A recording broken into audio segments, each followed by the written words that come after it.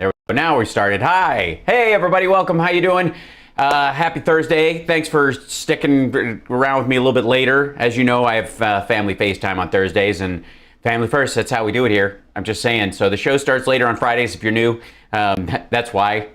And if you're a regular, you know this, and I appreciate you hanging around and maybe even making your evening later than usual hanging out with me. And I have to say that today, if I just went on all the stuff that was available, there were days, if you'll recall, in the early days of our stream where Trump would do a speech and then he would be late for his own speech.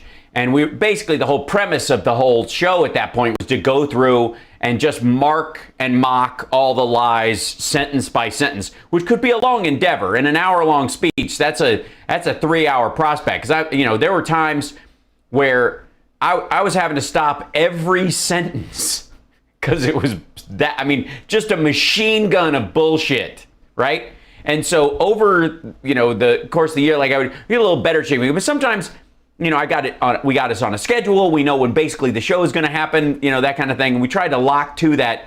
Sometimes I even bump it to the next day. I'm like, I'll do this speech tomorrow. Because if we start when he decides to drag his ass out of wherever he is, off a fresh rail of Adderall and crushed Sudafed, and walk up on stage and ramble the same garbage, which he did incessantly over the last, last year. I mean, we're seeing it in these little interviews he's doing. It's just the same thing, man. And I guess there was a thing about, hey, play the hits, right? And clearly that's what his audience wants to hear. So far be it, hey, Rob Glenn, how are you? Far be it from me to question, his methodology when it clearly works in the cult building sphere. He is far outpacing me in the ability to, there are a couple of areas where Donald Trump clearly kicks my ass. And that is in the area of building a cult of psychotic nudniks while owing hundreds of millions of dollars to people that push people out of windows. Like in that area, that's the one area where I would argue he's absolutely, he's way ahead of me. I'm pretty sure I could beat him at golf, even though he plays all the time. And I barely play. I would put that on the line. Solid money that I could beat Trump at golf. Even though he owns multiple golf courses, he manages the debt on multiple golf courses, let's call it that. And in terms of,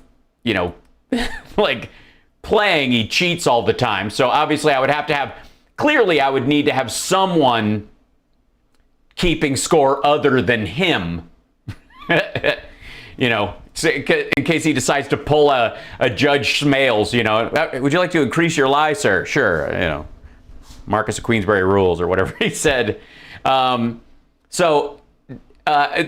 a ton of stuff. Why is it choppy again today? What's happening? What's going on with OBS? Is it just because I have way too many windows open? Is that what it is? Hold on. You shut this page. Hopefully that'll solve some of it.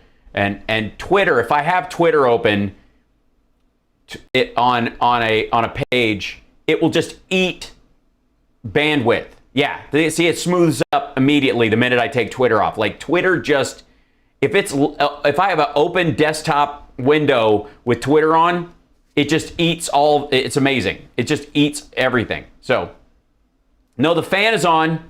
That part's good. This is not a question of overheating, I don't think. Hold on, let me put my hand on it. Ow. Oh, it shocked me. Nope, not hot. It's not a hot. This is the, yeah. And it may be because I have all these browser source things running in this window, and it just gets, I have a lot of business going on. A lot of stuff happening. That might be. So Scotland has a petition to find out where the money came from. I think Scotland has a petition to announce where the money came from because I think they know. Yeah. Also, my hair might be causing it. That's entirely possible, chat room. Oh, really? 100 plus temps forecast? Oh, joy. Gee, it's almost like we're approaching June in Las Vegas. And by the way, I hope you're feeling good. Oh, any content? Good Lord. First of all, one thing. I have an important question right off the bat. So there is an America First rally with GAETZ and Green, attorneys at like. And I have a question for all of you guys. I'm going to play a little clip of this video. They're not on stage yet. This is a live thing. So, and I want you to see if you notice this much. I'm going to turn the sound off on this. Is everybody that contributes to Right Side Broadcast named Dawn? Seriously, are we just going to change the name of Karens to Dawns? For Christ's sake, look at that.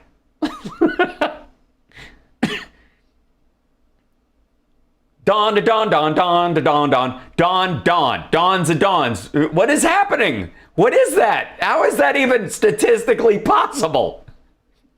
I'm good. One good Karen, yeah, wants that. Yeah, I'm now calling them Dawns. We got a Dawn.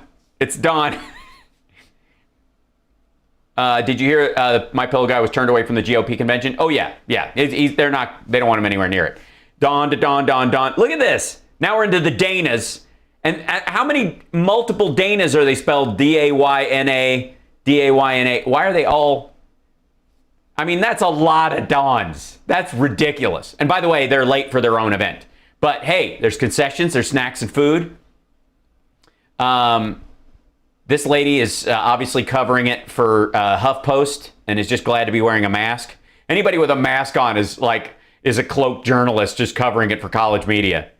There were guys up front. I don't know if we'll see those guys in a second because it's kind of, they're just waiting. We'll just jump ahead. I got an American flag thing with 2 guns, cross on the front. Who's that nobody right now? And the restaurants are just for men and women's. I brought my wife's second son that's not mine. There we go. Oh, somebody's coming out. Oh, ladies and gentlemen. Oh, look at this. Please stand. Look at this shit. Please tell me they announced. The Right View is at The Right View. Oh, yeah, they just announced it.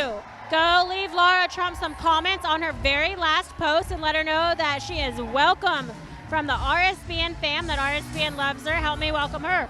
Now we've got to welcome Congressman Matt Gaetz, who's currently taking... Look at all these identical signs. ...the stage.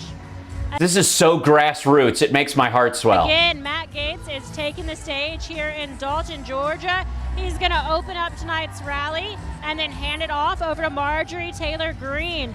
So you've got... Oh, so they're taking turns opening for each other. Jesus, that's loud. Incredible hour and a half of programming coming up right now, and oh, it's going to be gory. It's going to be gore. It's a gory fest. It's going to be horrible. I'm going to hand it over to him.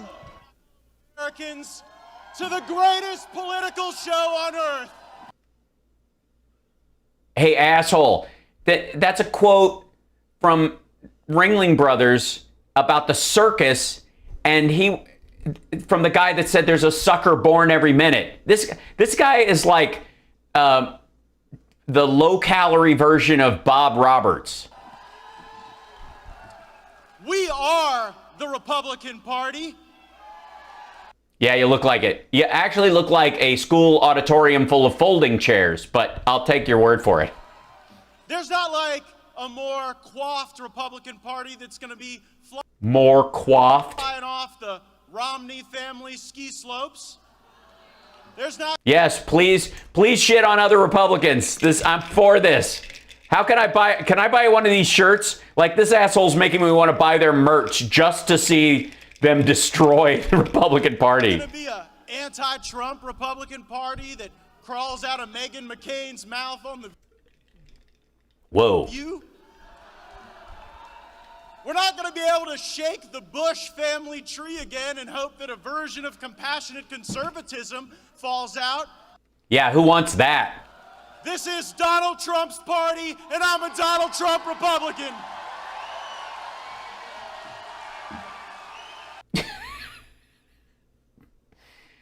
Please, I know I want to say try harder, but could he possibly?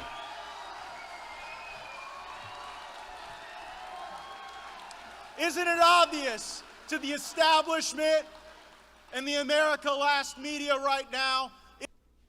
I have to say, I'm digging the whole, like, bro, neck bob. It's our ideas, America first, that fills the stadiums. And Well, I mean, it really? It fills the stadiums, does it? Does it really? Fills the stadiums. Hold on one second. I need to look at this stadium real quick. We'll get back to where he is. Second, here we go. Let's yeah, it's not so much a stadium.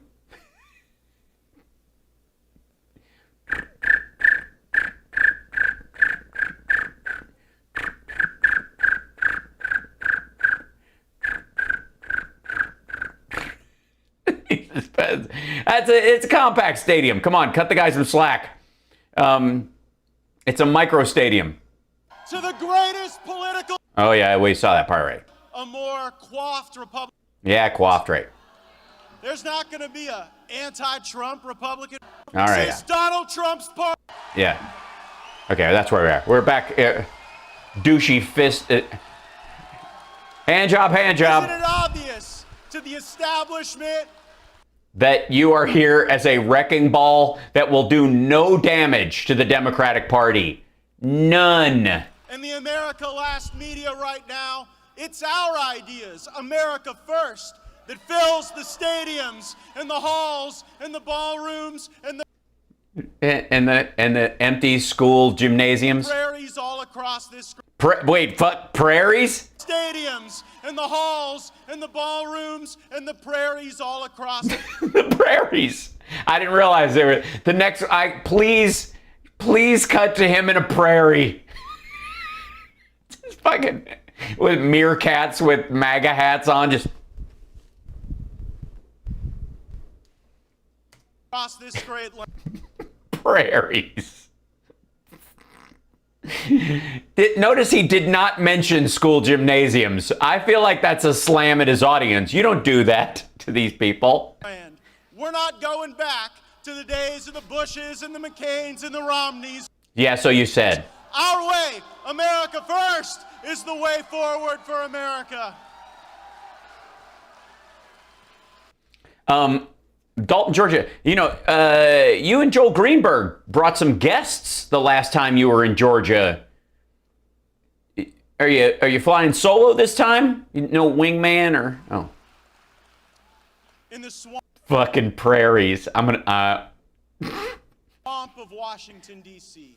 Yeah, prairies always preferable to swamps. Marjorie Taylor Greene and I might not be considered the most powerful by the metrics they use. You mean the measurements of actual power? We don't have the big fancy titles, the chair.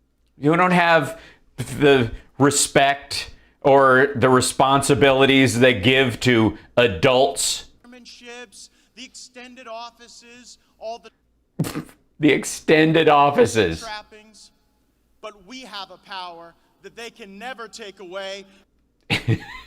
Yes, the prairie power.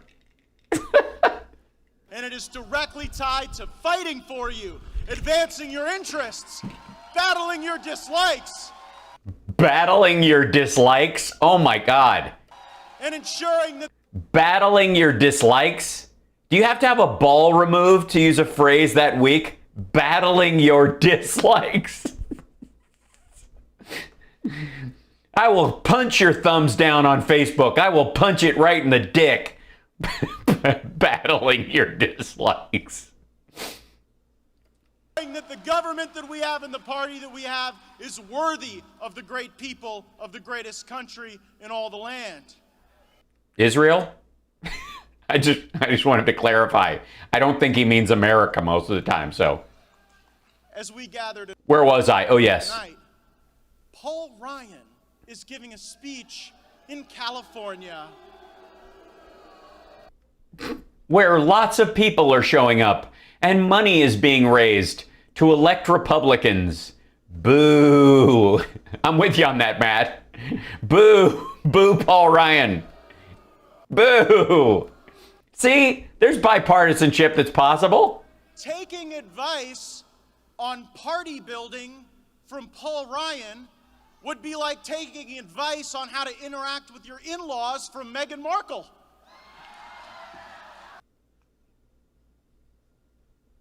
Interact with your in-laws?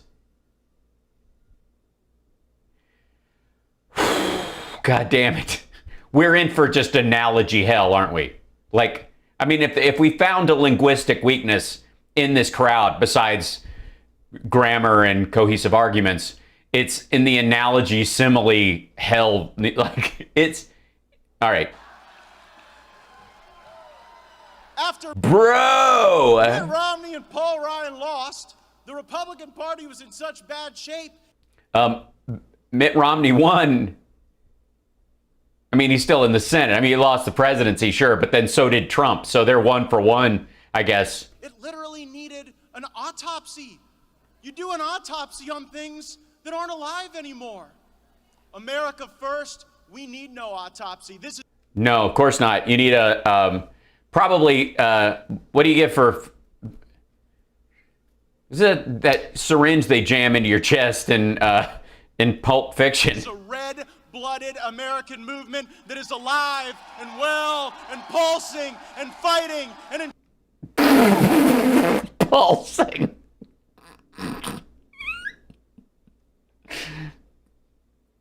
Throbbing. And Venmoing. ensuring that the best days for this country still lie ahead. Well, yeah, Biden said that. I mean, a lot of people believe that, myself included, that that history is always trying to improve on itself. There are setbacks along the way, but the idea is we're getting better all the time. I mean, that's literally what Biden ran on and won on. Yeah, Narcan. That's what they need. Pulsing. Fuck off. Paul Ryan is Who gives a fuck about Paul Ryan? Honest to God. Paul Ryan's not even in office anymore. Seriously. almost singularly responsible for us still having Obamacare. Oh yeah, is he?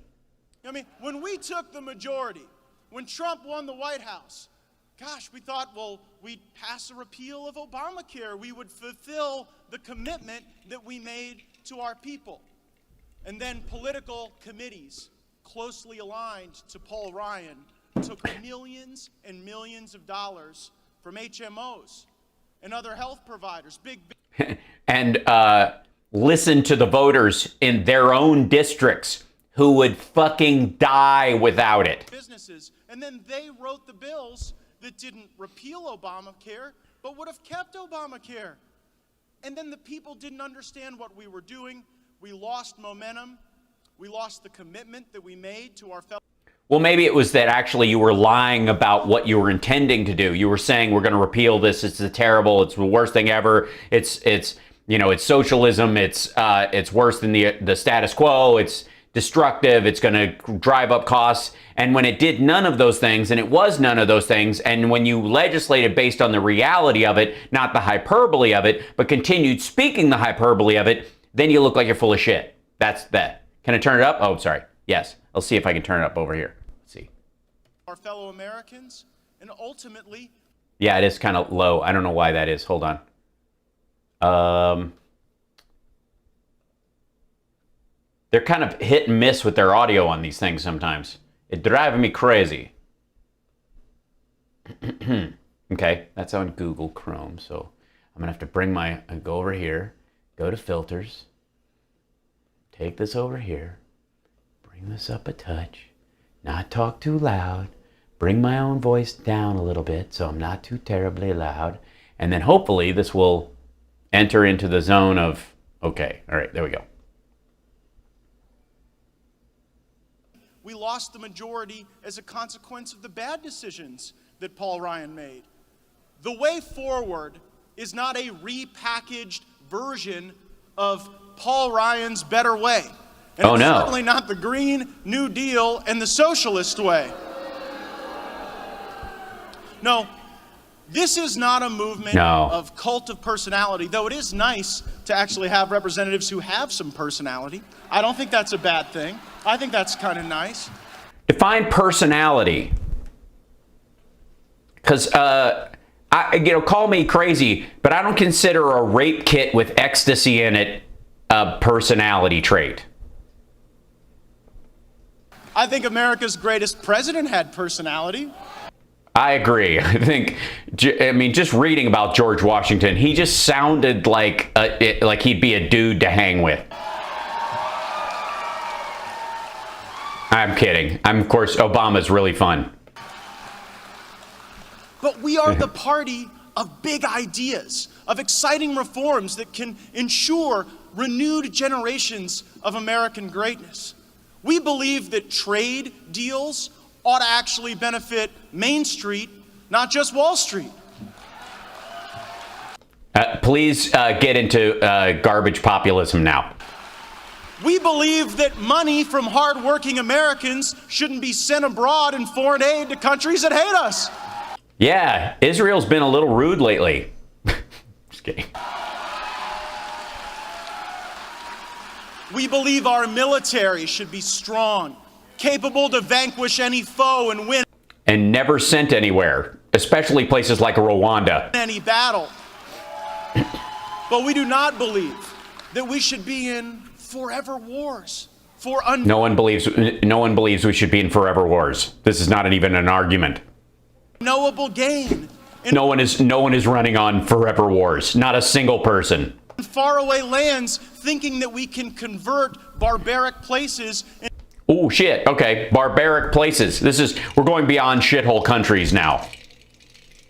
Yeah. So women and children who are in places that he deems barbaric, you're on your own. Yeah, America's not going to help. No. Yeah, it's up to you. Sorry, we're just going to sit back here and watch.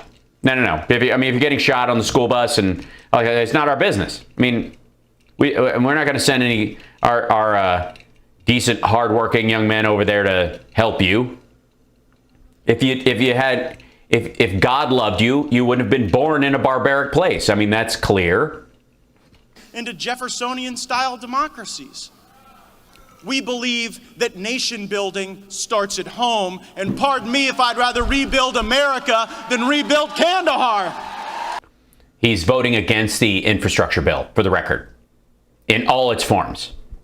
He will not vote for a compromise bill. He will not vote for Biden's bill. He would not vote for the Republican version that, if we just took what the Republicans were offering, sight unseen, said yes to it, he wouldn't vote for it. Just for the record, just to clarify unless I'm just not aware that there's like a Kandahar, Georgia.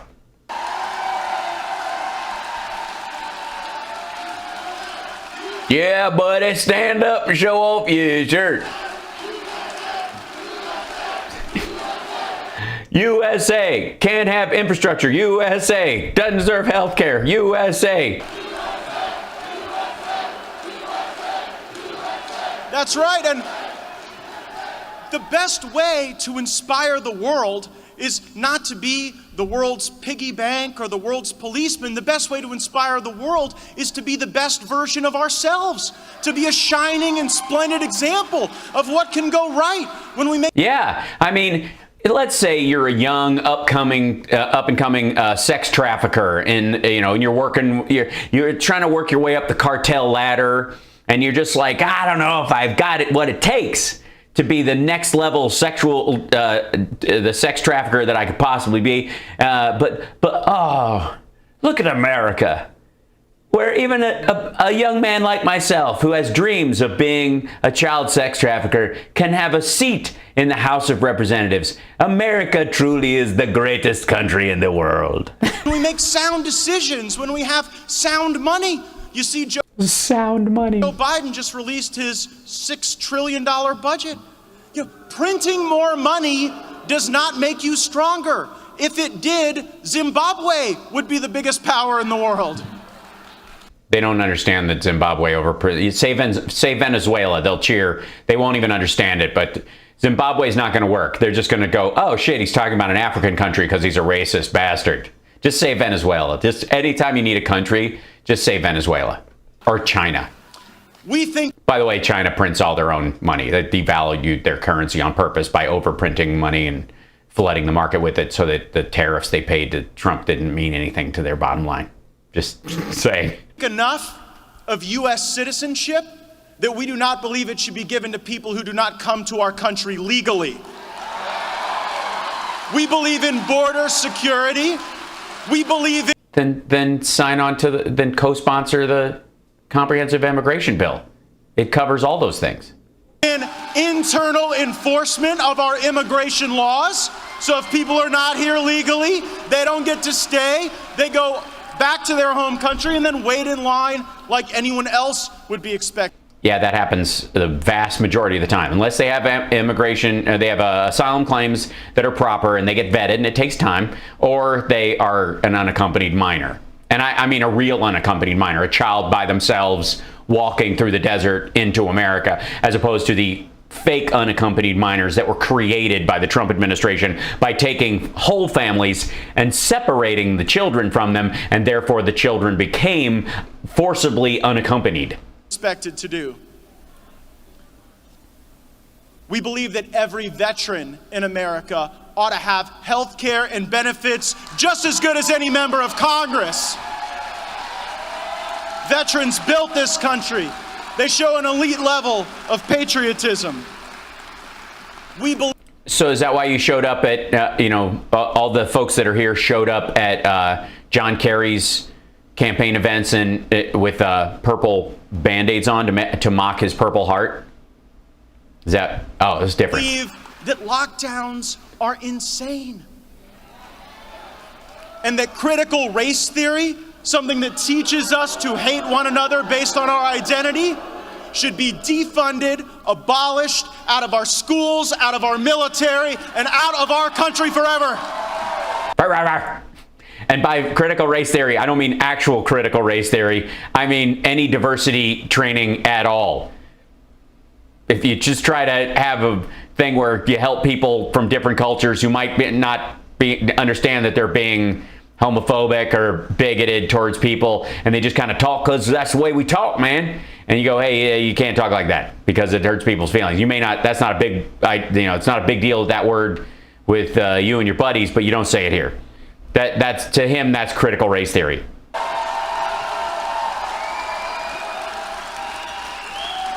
Yes, the word is veteran, not veterans. Agreed.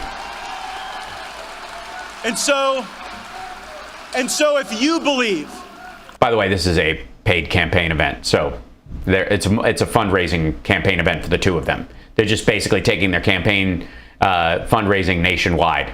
Like we do, that America is a wonderful place, not an intractably racist country. I don't believe that. I believe America is a wonderful place. It's not intractably racist. And one of the things that proves it's not intractably racist is that we can deal with the racism that's existed and get rid of it and make sure that the American dream is available to everybody. See, I actually believe in that, as opposed to, well, I don't believe America's intractably racist. Well, then good. Then don't worry about it. If we just make sure that everybody's got equal opportunities, then that doesn't interfere. That doesn't even encroach on your belief system. Just leave it be. If it turns out not to be true, then it won't change anything, right?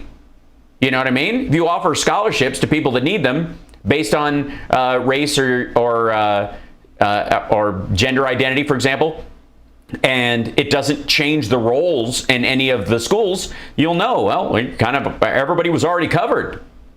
But if you see a lot more people going to college that didn't otherwise have the opportunity, for example, or getting jobs that didn't otherwise have the opportunity, then you might notice, oh, maybe there was something that was stiff-arming them that didn't stiff-arm me, right? I mean, and if you think you're awesome, who gives a shit if somebody else gets a head start? You know how many people that were born richer than me that I've lapped in my life? That I have outrun? That I have outperformed? I mean, I could have griped about the fact that they were born with more resources. Some of you even know the story of, like, my dad would ground me from doing stand-up, and I'd have $5 to go to auditions That's it. It was $1.25 on the train down and $1.25 on the train back. I had enough for a bottle of water and a 5-block cab ride if I was going to be late. That was it. And that was my whole 6-hour day, basically, that I would go down into Chicago, go to the 3 or 4 places where there'd be auditions. They'd all basically be in a couple of days of the week. So I would kind of plot those out. And I would always see these rich kids with their parents driving them in air-conditioned comfort to all these interviews. And they were always bitching and moaning and like, and I was like, I was sweaty. Especially in the summer, when I was off from school and I would go and do these auditions. And I would go to one after the other, and I just knew I was grinding. I knew I was paying my dues. I knew you don't get anywhere unless you go through this part of it. So I was just happy at every time. Like, I would go to these auditions, and they would suck, and I'd be wrong for them, and I wouldn't get something. And then, every so often, something would line up, and they're like, okay, this is the right role for me. It matches who I am. I can bring something extra to it because I can improv or I'm funny, and that would be the thing that would break through. But like most auditions are like going to job fairs where everybody lines up. You're not going to get 89% of them, no matter what you do. You may even get less, but that's you could just count on those not happening for hundreds of reasons. And these kids would sit there and like, I don't know. Kids like Matt Gaetz. I grinded the fuck out of my high school years, especially, and the 2 years after that. I mean, you guys know I called the 90s the Sisyphus years as an actor. Like, go back and find the shit I did in the 90s. It's there. Before Talk Soup, it's there. I'd get a series, it'd go away. I'd get a movie, it wouldn't get made. Like, shit happened just every time. But always doing a show, always pitching, always working. Worked as a producer for Disney, doing Umba Macumba on the sly. I was a 2nd-tier producer. Found out the producer of that show was actually stealing my content and telling Disney that they were the ones who made it and just paying me like $500 a spot for pieces of programming that I was delivering that they were getting $8,000 for minimum. And you know what my answer to that is, as bad as it was? Good. That's what it takes. That's what it takes. That's what gave me the career I got. That's what the thing that would have stopped me would have been letting it stop me. Would have been getting mad about that shit and stopping. But this asshole thinks that Hollywood is some sort of tapped on the shoulder thing, or he thinks that like even politicians that in the swamp in Washington they run for office, people like AOC who door knocked in she went to every door in her district. AOC won in 2 districts in the same race. This asshole's dad was an elected official in Florida. That's why he's in the position he's in. He ran on name recognition from his dad's name. No wonder he's a Trumper. If you believe that MAGA is inviting and patriotic, not deplorable, if you stand for the flag and kneel in prayer, if you want to build America up and not burn her to the ground, then welcome, my fellow patriots. You are in the right place. Yeah, but see, I do all those things and I fucking hate your guts. I think you're a creep. I stand for the flag. I kneel in prayer. I mean, that makes sense, right? But I find everything about their movement morally reprehensible. Because it might just be that this is a fucking mask. This is the movement for you. You belong here. Hey, this is definitely the movement. Joining our rallies. Being a part of our digital army, sharing content, liking posts, making sure that the truth liking posts gets out. We need you donating to our campaign. We need you donating. There it is. There's the ask. Folks, this asshole might as well be selling covers for your gutters. Folks, I need you to know that climbing up a ladder. Sorry, when I do his head bob with my long hair, I look like Theodore S. Preston. Proud to tell you that there are only 2 Republicans in the House of Representatives that do not take corporate PAC money, Matt Gaetz and Marjorie Taylor Greene. Yeah, but that's because they're not giving it to you. You'd take it if they would, just no one is giving you that money. That's why you're out with your fucking hat in your hand going to these like psycho districts raising money. You are our corporate PAC, is effectively what he's saying. We don't work for them. We work for you. I remember one. No, you don't. You're from Florida. You're in Georgia. One time, Paul Ryan bragged to all Paul Ryan, fucking hell. of us about how every night during his dinners, he had to go raise $250,000 from lobbyists and special interests in order to fund the party apparatus. How can politicians take hundreds of thousands of dollars from these PACs and lobbyists and then pretend that they're not influenced by it? Yeah, right. Go after the NRA. I can't wait. So tell us all about how the NRA is basically a lobbying group for gun manufacturers, dumps guns on the streets of all the major cities, and which causes a spike in crime and also scares people into purchasing more guns, and then also puts up this bullshit that your guns are going to be seized by the government, and that causes the purchase of more guns, and that the Republican Party was funneled Russian money through the NRA. And how can you not be on the hook to Russia if you know that they gave that money to you through the NRA? And how do you not know that if I know that? By that. You see, I think that instead of Republicans going on bended knee and begging the woke corporations to love us a little more, I'm sorry, does the NRA represent woke corporations? let's actually fight for the working people of this country. If the Democrats want the woke big businesses, they can have them. I'll take the men and women who go to work, who earn a fair wage, who follow the rules, and who want America to be better for our... Just for the record, not fucking children is one of the rules. I don't know if he's just... I just want to put a pin in that. If I could, can I...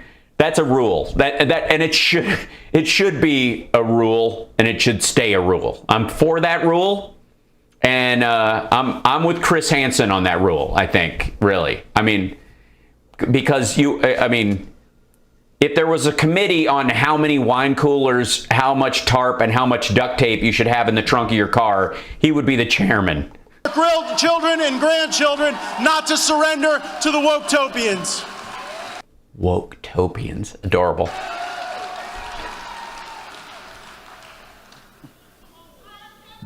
Where was I? In this fight back, we are not powerless. This is a powerful movement. We are... Sure. Yeah, it's a very powerful movement. Mm-hmm. Powerful people. Yeah, you're powerful people. Look at this school auditorium you filled with folding chairs. As President Trump reminds us, we are the elite now. And so let us use... Based on what standards? The Constitution to strengthen our argument and our movement. We have a First Amendment right to speak and assemble, and we better use it. Yeah. You should, use it in every unused high school gymnasium in America. The internet's hall monitors out in Silicon Valley, they think they can suppress us, discourage us. And they have. It's working. You're on Right Side Right Side Broadcasting is the only person covering this besides me. And I don't think I'm the coverage you're looking for. Maybe if you're just a little less patriotic. Is that what it is? Is it patriotism? Or is it anti-vax nonsense and the big lie? Maybe if you just conform to their way of thinking a little more. Maybe if you just show me a fucking picture of the Hunter Biden laptop. How about that? Just a picture of it. And just an image, a still image. Something off of Rudy Giuliani's phone. Something. I want to see it. Not that you don't have to show me the whole contents, because I don't believe it exists. But before you apparently take all 3 of those hard drives and post their contents, hard drives that apparently are not in a laptop and were copied from a laptop, but that contain child porn, allegedly, according to Rudy Giuliani, and therefore Rudy Giuliani is copying and disseminating child porn for political blackmail. I don't know how else to describe it. Meanwhile, you're in league with this stuff, and just show me a picture of that. Show me the part. More that you'll be allowed to participate in the digital world. Well, you know what? Silicon Valley can't cancel this movement. Well, it's kind of pre-canceled, isn't it? I mean, you're in a high school. Dude, I fill comedy clubs bigger than that easily, and people pay to come in. This is free. This is a free event. All these people have nothing better to do. They literally don't. Nothing is impressive about filling a place like this, that size, with Trump cultists. None. Or this rally, or this congressman.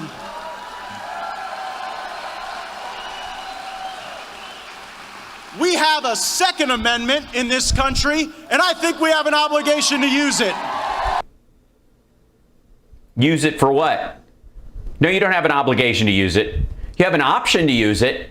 That's what freedom is. And so basically, you're saying that everybody in the MAGA movement needs to be armed. For what purpose, Matt?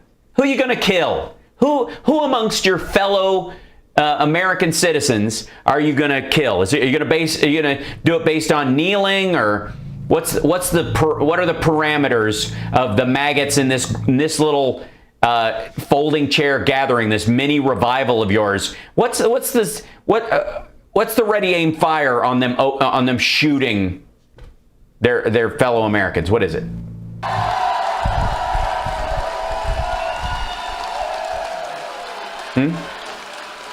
The Second Amendment, this is a little history lesson. Oh boy, here we go. Everybody you got your pen and paper out? We're going to take notes. For all the fake news media, the Second Amendment. What fake news media? The only people that are covering this are people that like you and me. Guess. I mean, maybe he's talking to me. Okay, so as the fake news media, I'm about to get a lesson in the Second Amendment. Let's hear it. Amendment is not about hunting. Nope, it's not about hunting. It's not about recreation. It's not about recreation. So if you have guns for hunting or recreation, they are not protected by the Second Amendment. Thanks, Matt. So I guess we go and confiscate all the guns that people say they're just for fun and I like to shoot them. That's not what they're for. So the only reason you have a Second Amendment is for what? It's not about sports. It's not about sports. So if you have guns for hunting, sports, or recreation, you do not have a right to those weapons, according to Matt Gaetz.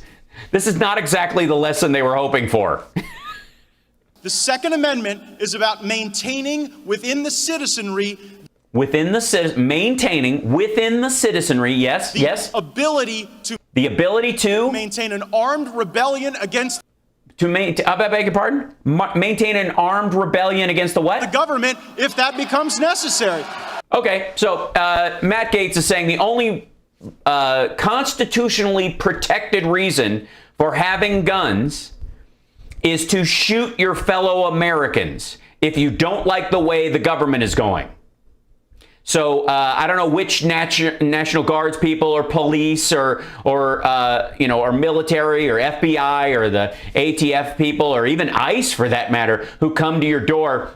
The only real reason you can own a gun, according to Matt Gaetz, is so that you can murder your own citizens because you disagree with them politically. And, oh, by the way, and if you have guns for recreation, sport, or hunting, you don't have a right to those. That's not a God-given right. So if the tyrannical government wants to come and get those guns, totally fine. You only are allowed to have weapons that you can use to fight back against the government, the tyrannical government, which, considering the size of the government, means that, according to Matt Gaetz, you're not allowed to have AR-15s because those are sport and recreation guns. And you're not allowed to have hunting rifles or shotguns because you can use those to hunt with and that kind of stuff. But you can have tanks and anti-aircraft weapons. Is that God damn, this is dumb. I hope it never does.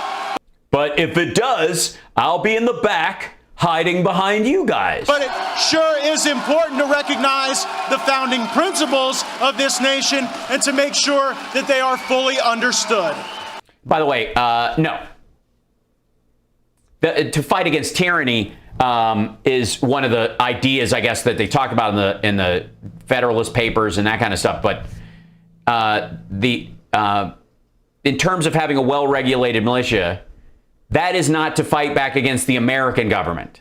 At that point, they were dealing with the fact that England might try to take the country again. And War of 1812, anyone? They did. That's the point, is that in case another, because we didn't have enough money to have a standing army at that point. So the idea is like the Kentucky militia members who fought the Redcoats, that's one of the ways we won the Revolutionary War. And they went, yeah, we're going to need those guys to be allowed to maintain their weapons in case the Brits come back. That's what that was about. Not so that you can storm the Capitol and shoot cops because you're mad that the ACA wasn't overturned, or you think there are tunnels full of kids hooked up to Matrix-level battery spine juice sucking machines, making adrenochrome that's available in the coffee shop of the Senate.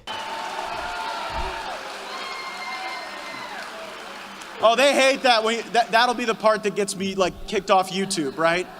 No, you'll still be on YouTube. You're allowed to say that, even though it's obviously. I mean, this is what he's trying to do. He's trying to get censored. He's trying, because censored is his version of, it's like the lowest rung of people giving a shit about what you say. And he thinks getting, that kind of, and by the way, it's not, it's still up. It's going to be up. Talking about our rights and our freedoms. Is it really? Is it just talking about our rights and our freedoms? Just discussing our rights and our freedoms? Or saying that the only reason we have a Second Amendment, you heard him, the only reason we have a Second Amendment is so that we can open fire on our own government. And meanwhile, NRA, why you don't have a problem with this dipshit, I don't understand, but all sports, recreation, and hunting guns are not protected by the Constitution. Seriously. I mean, there's, how dumb this dumb? Have you seen who Joe Biden wants to put in as the head of ATF?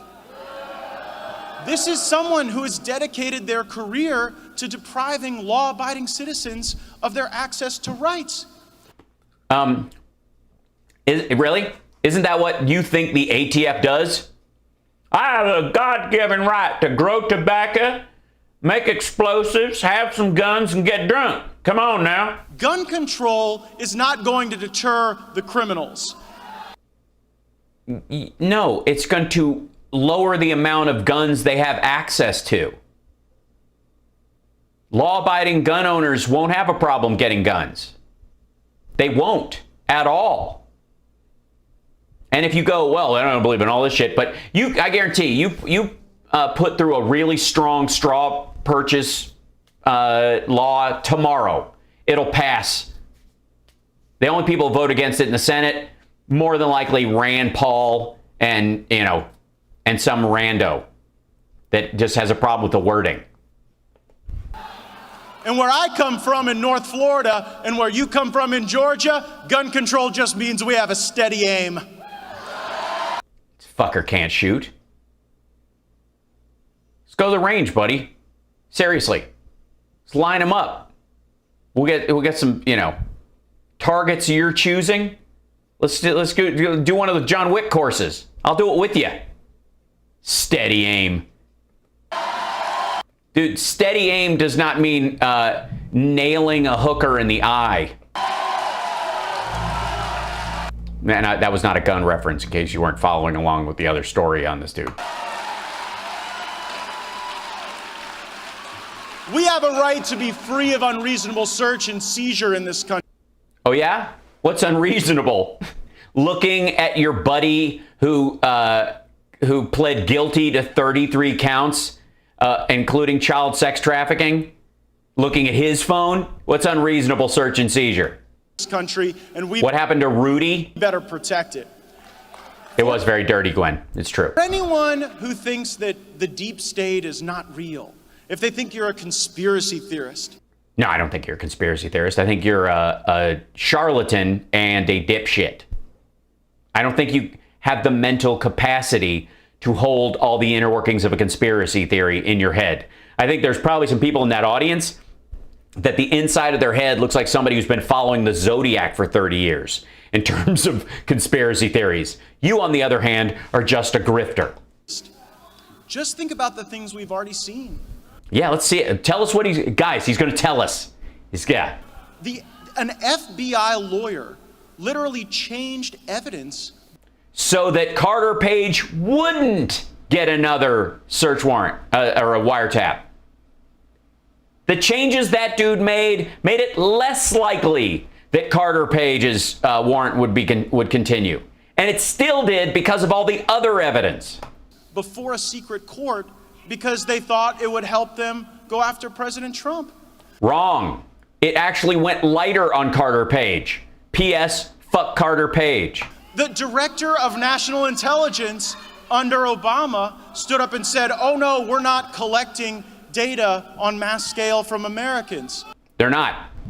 The skimming that they do doesn't collect it. It basically, it's like a fishnet. It only collects the stuff that stops. If it doesn't turn out to be anything, they don't keep it, they let it wash through. It's like a pre-18-year-old getting arrested for something and it getting expunged from your record. They don't collect it. Now, was it the whole truth and completely we don't even look? No. But did they collect it? No. They do not keep it. They do not, when you're around the Capitol and there's an attack going on, and the Capitol is under siege, and they are taking everybody's phone numbers in that area, and they're seeing all the texts that are flying because they're turning off all the encryptions in those areas because they're like, where is the next bomber going? Who has got a gun on them? Who is saying, I'm ready to kill someone? Who built the gallows? All that shit. They need to know that stuff, and it's an extreme circumstance like 9/11. After that, they let all the stuff go. Do you know how hard it is for them to keep your shit? And where they would store it and for what reason? Turns out they were collecting data en masse. No, they weren't. They were looking at data en masse. They were not collecting it. They don't keep it. From our fellow Americans. Bullshit. And how about that traitor Jim Comey? That traitor? Trader? Jim Comey lied and leaked, and he used the... You can't leak a lie. You can't leak a lie. That's just lying. If you leak something, then it's true. So everything that you think he leaked is true. Good to know. Okay, cool. FBI as a mechanism to accomplish politics. Yeah, I would say that's true in terms of when he came out against Hillary Clinton, because that investigation turned out to be bullshit. The deep state is everywhere. It is... Really? That's your example? 3 folks? So if the deep state is everywhere, by the way, what did he lead into this deep state bullshit about this lurking group of people who are fucking with everything and that run the government secretly within and are collecting information on Americans? What did he lead into this with? What was his lead off into this chunk in his speech, which he clearly has cards? What's the organizing principle of what he's talking about? What did he lead into this with? The Second Amendment has one purpose: stopping the tyrannical government. P.S. The deep state is the tyrannical government. It's everywhere, and they have to be stopped. I mean... It is real. It is even at the post office. Fucking hell. The deep state is at the post office. The United States Post Office has an internet covert operations program. Yeah, of course they do, fuckhead. How do you think all the fentanyl in this country gets in here? How do you think mail bombers work? How do you think they track shit when they get a bomb? Do you think they just go, oh shit, we got to start from scratch every time we get somebody mailing a bomb? The fuck are you talking about? Yes, they have a covert organization. Honest, what do you want them to do? The mail is available to everyone. There are post office boxes everywhere. It is possible to mail drugs and weapons and all kinds of shit. And when they find it, they don't want to have to go, okay, brand new warrant every single time. Let's start from scratch. No, the minute you put it in federal hands for use in the mail, then it is under certain guidelines that you're not supposed to mail, and that's why they have to sign off on shit. It doesn't include any drugs or flammable stuff, or is it lithium-ion batteries or any guns or any of that shit. And you write no, That's an affidavit. You are signing an oath that you are not mailing that shit. And if they find out that's in there, that's tracked with your package back to you. Now, if somebody does that under a fake name and just mails a bunch of shit, then they have to have other methods to track that stuff. Otherwise, the post office is just a constant weapon of death. And this asshole isn't against this. This is just dumb. This is all just feeding into this paranoid horseshit. Wouldn't it be nice if the post office just delivered our mail on time and on budget without... Yeah, and one of the ways they do that is by limiting the number of bombs and packets of fentanyl that crack open and kill everyone in a 60-foot radius. Spying on the social media proclivities of the American people? Well, I'm for abolishing the deep state everywhere. And one... Yeah, this fiction. Why don't you just abolish Satan while you're at it? Just keep telling us where I see Satan everywhere. But ladies and gentlemen, some of you might feel when you're walking through the park and you're standing there and you see a bathroom and you're going, that'd be a good place to relieve myself in Jesus' name. But inside that place is a den of iniquity filled with men with horrible things on their mind that might feel enticing at the time, but are definitely going to be dangerous and to drive you into a horrible situation in your life. And the devil's in every bathroom, I tell you right now. One place that we could certainly look is your phone. Office of Dr. Fauci. The office. Okay, so this is so the office of Dr. Fauci. So look at the look on his face right now and understand that Dr. Fauci, he's about to accuse Dr. Fauci of criminal negligence and lying to the American people to increase deaths. Oh my God, that is so true. Oh my, Dr. Fauci, Dr. Fauci, cheese whiz, he's Dr. Fraudulent. Yeah, because that's not, lockdowns are worse than people going out and breathing a deadly virus on it that doesn't even exist. But if it does, China made it on purpose. And if China made it on purpose, they did it to destroy Trump. And he showed them, he sent them all of our beef and soybeans. What? Oh, I'm so sick of him. Yeah, no one cares. I mean, these folks do, obviously, but it's not going to change anything. He's actually got a body of work that we can weigh against his behavior that goes, oh, yeah. Even when he's wrong, he means well. Dr. Fauci is like, remember the magic... Oh, good. This is another analogy. Guys, take notes. 8-ball, like you shake the magic 8-ball. You ask Dr. Fauci, it's like, oh, you don't have to wear a mask. Then you shake it again, and you have to wear a mask. And then you shake it again, and you have to wear 2 masks. And you shake it again, and you have to get vaccinated, but still wear a mask. Now you can get vaccinated and not wear a mask. It's almost like you're just talking about the timeline of us actually learning about a new contagious disease. These are all best practices. At no point has Fauci or anybody at the CDC said, this is how it works and we're doing this forever. Nobody, ever. These people have... You like my evangelical Christian voice? Come on now, we're gonna find you down in the devil down in your soul coming up through your head. Lost credibility with the American people because they have not been honest, because they have been trying to seize power. That's what they're trying to seize power. Big mask. What it's all about. That's what it's all about. Unfortunately. What power are they seizing? The power to stop 1 million deaths? Unfortunately, almost every agency of government that I've observed in Washington, D.C., they just want to grow larger.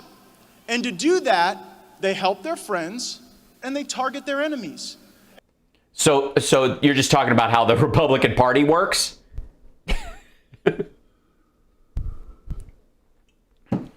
And we'd like to think that there are at least some in Washington that don't do that.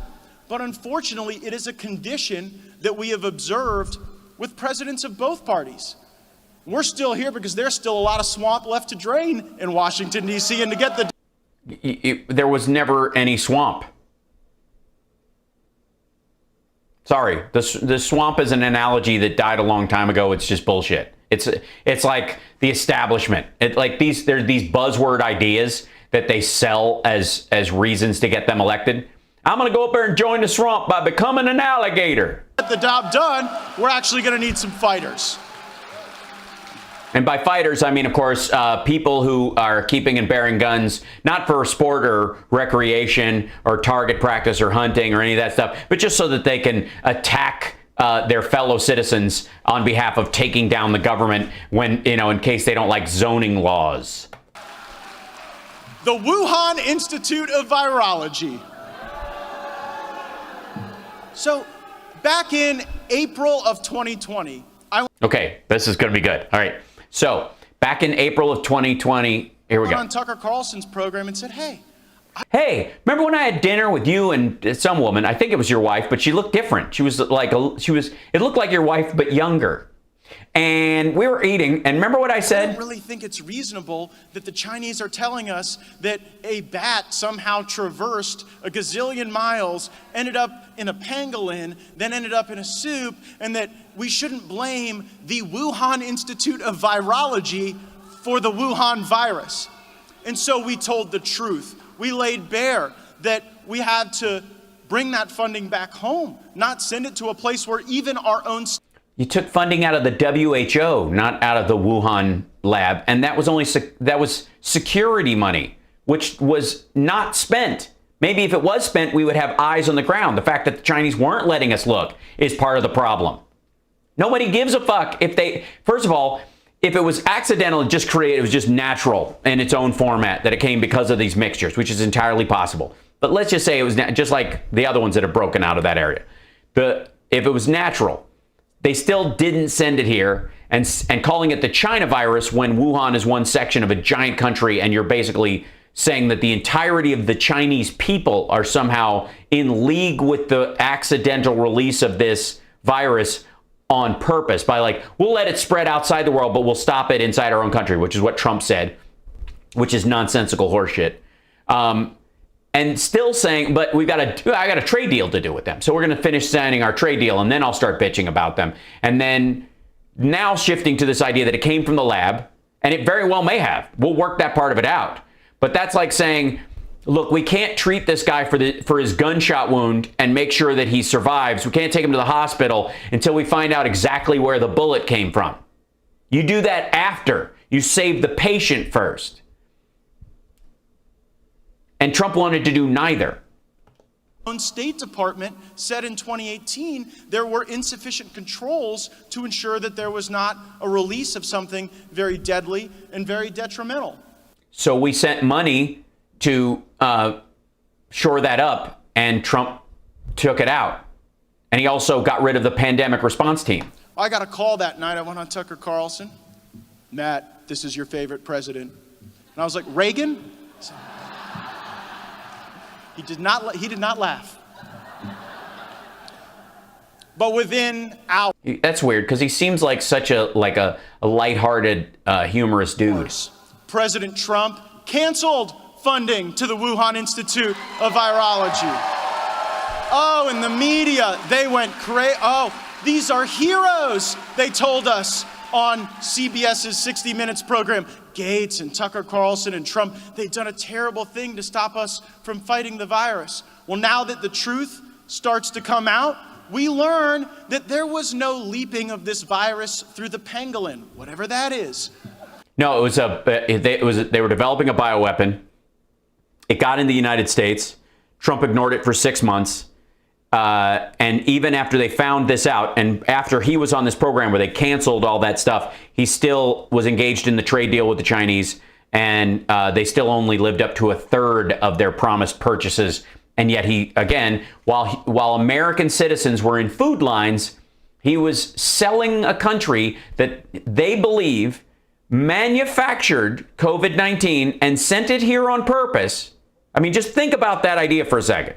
They believe that the Chinese made it on purpose and sent it on purpose. Right? Understand that. That's a bioweapon attack, the largest bioweapon attack in U.S. history. killed 600,000 of our citizens, and Trump ignored it for months. Then when he believed this and they canceled all this and he listened to Matt on Tucker, they watched this, April of last year, he still went through with this and in July was bragging about the largest sale of beef, corn, and soybeans in American history to the Chinese, while American citizens were in food lines. And we, by the way, were paying the farmers to grow this shit at the time.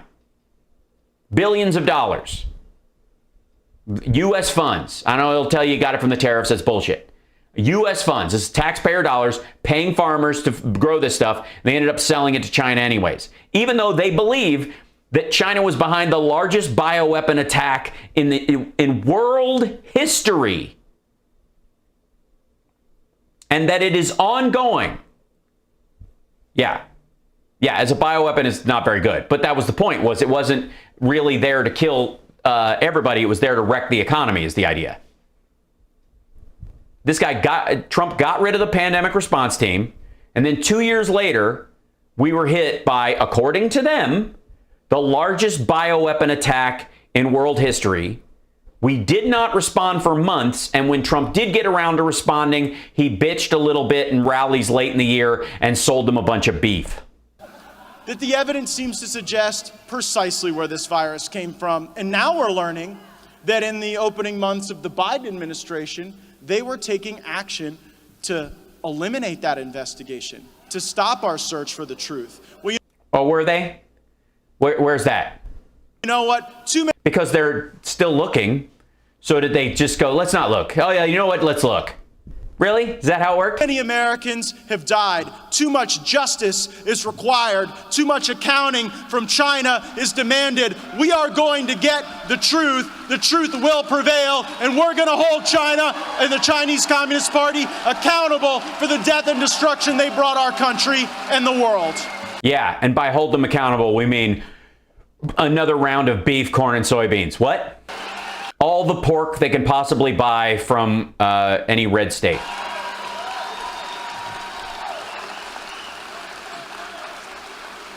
And so in this great... By the way, what's justice for a bioweapon attack that kills 600,000 Americans? I mean, honestly, if you're going to use his language, listen to how he's talking about this. By the way, we led up to it's time for Second Amendment solutions to our own government. P.S. We also need to attack them. If he's willing to have these folks in Georgia rise up and shoot elected representatives in our government because they don't like the fact that the ACA is still a thing, what are we doing? Strafe nuking China? Is that the idea? What the hell? What is this? Great country that we love and fight for and serve. That's except for half of the people who you'd like to shoot, apparently. Why is it that it takes so long to get the right policies in place? Because they're not the right policies and you keep trying to get the wrong policies and you're convinced they're the right policies, but they aren't? To utilize some common sense. Oh, I see. Speaking of Rudy. The reason is that our government in the swamp of Washington is fundamentally corrupt. Well, I mean, dude, you still sit on, you know, is he got some committees? I think he's still got a couple, right? He hasn't lost his committees yet. Committee assignments are bought and sold. Are they bought and sold? Are they? Well, then why don't you have one? Lobbyists control how much power you have. Okay, then which lobbyist for who? Because obviously it's not the same lobbyist, Dem to Republican. So which, just tell you, I don't expect you, I'm assuming you mean Twitter and Amazon are paying for the Democratic Party because black people, slave wage, immigrants coming across southern border, COVID pandemic, some nonsense. But since you seem to know there were, you know, everywhere you go, there's all this stuff going, this pay for play going on. Tell us about it. Who? PACs control how much resource you have for your campaigns. Everyone is just worried about where they're going to be climbing up the ladder of a corrupt system. You mean a hierarchical system where everybody earns it through merit and people who get reelected multiple times actually have more say than people who are short timers like yourself?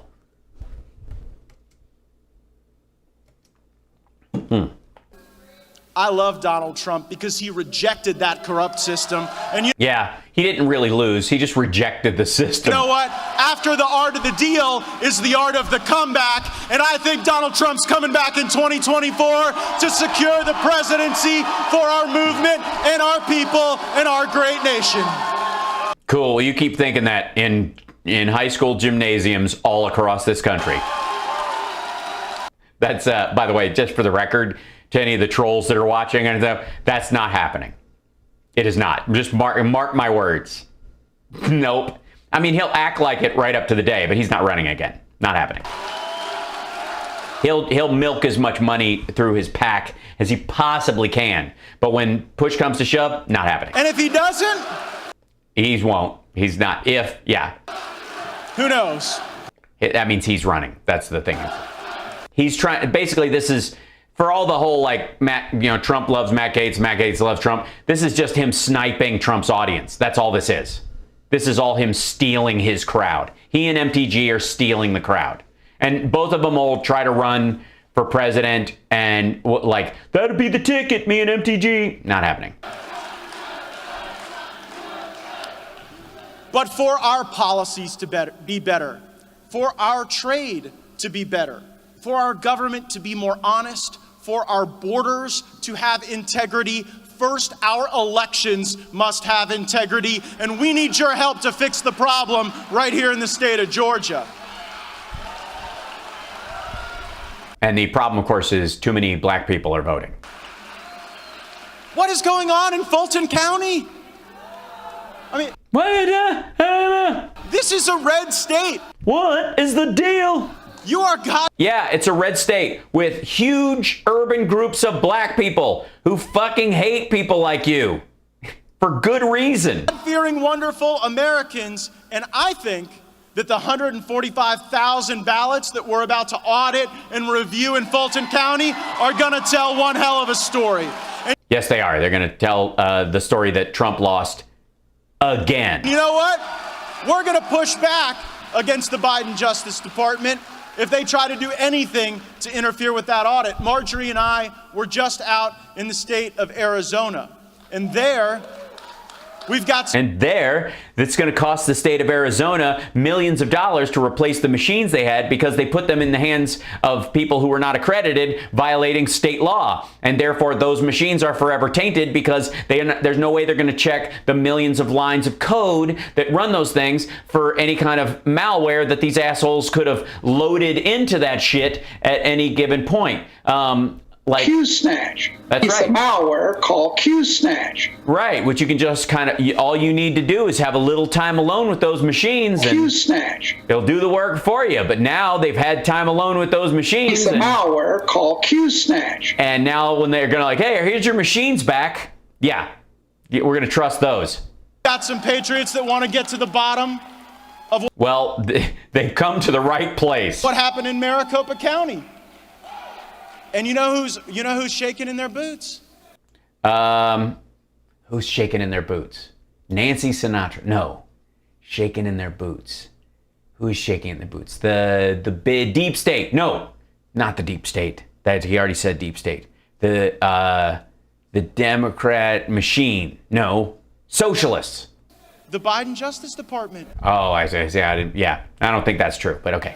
They were sending letters threatening people in Arizona to stop the audit, or they would bring a civil rights action against them. Well, Yeah, because they don't have the rights to the machines and the ballot information. They were going to go knock on people's doors and intimidate Democratic voters. That's a problem. That's part of what the Voting Rights Act initially was for, and that's part of H.R. 1. I think the Biden Justice Department should be actually working to vindicate the civil rights and voting rights of our people, not fighting against them. Will you let them know that you will not be intimidated in the state of Georgia? No, because these people have already written letters like that, and they just go. Another one from Gary in Fulton. I believe my vote was discharged illegally because other people were able to write in their votes, and I don't believe there are that many people around this neighborhood that have voted in such a manner that Trump lost. I was like, what? Signed, Gary.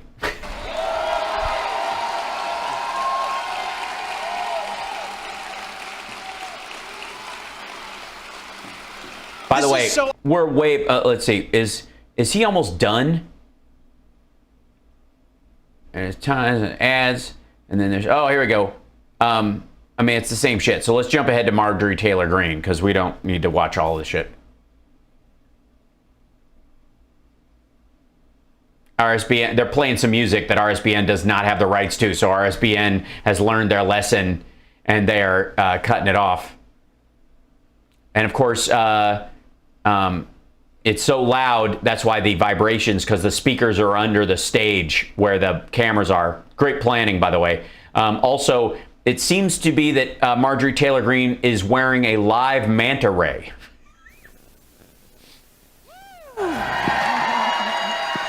Georgia! This is going to be good. Oh, home sweet home. Yeah, they bought it. I think they believed it.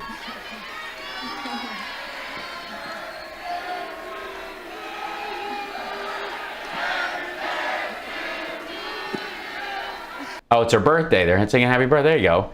How interesting. Oh, thank you so much for the... Whoops. Hold on. I scrolled that up. Somebody was saying, thank you, Jill. I appreciate that. I'm sure he will want pizza, and we will make it happen. Thank you. Yeah, this is the most makeup I've ever seen her wear. So it's birthday. She's got a birthday dinner planned after this.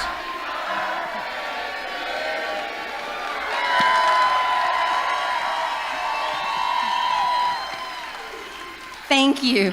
This is about the best birthday party I could have. About. Not quite, but about.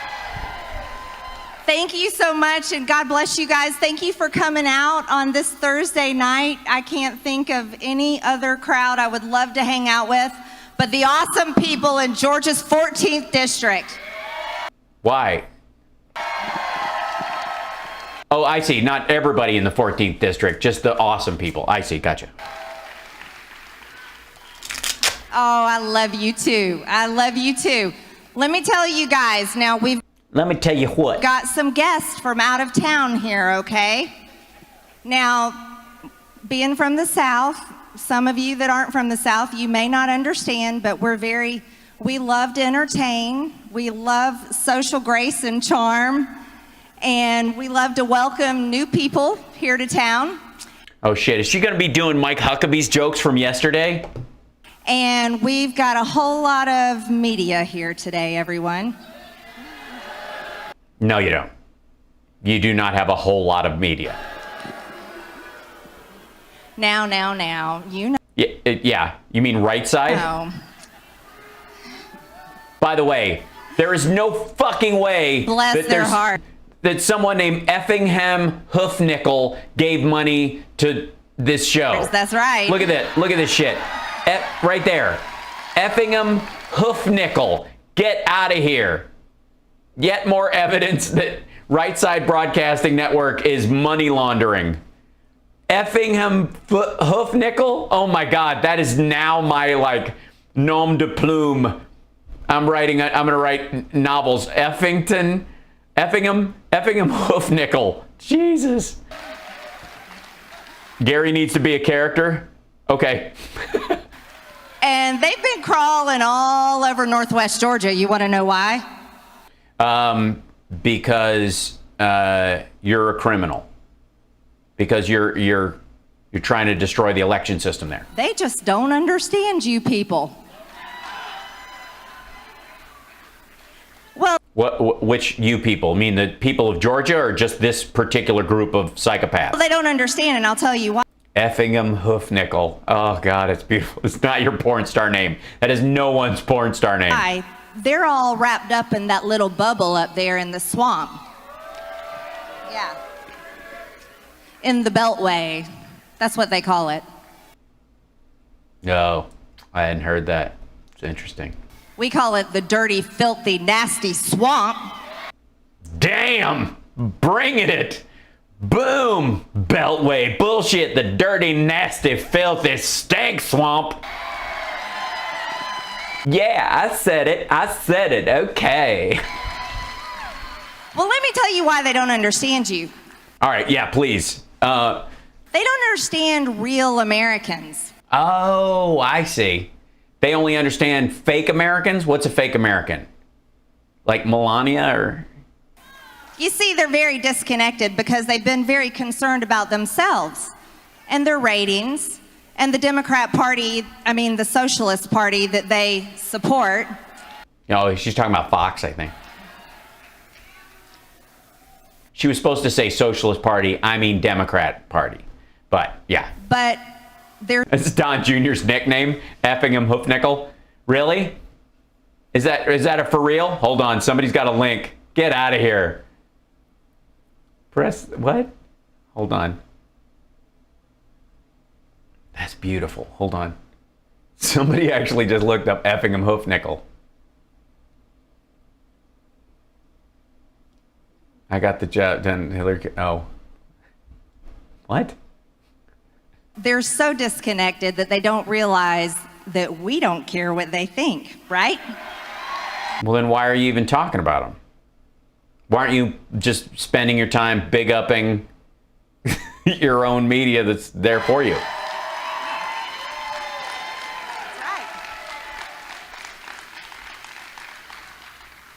So they're crawling all around, taking videos of you all, asking you questions. Why did you vote for Marjorie Taylor Greene?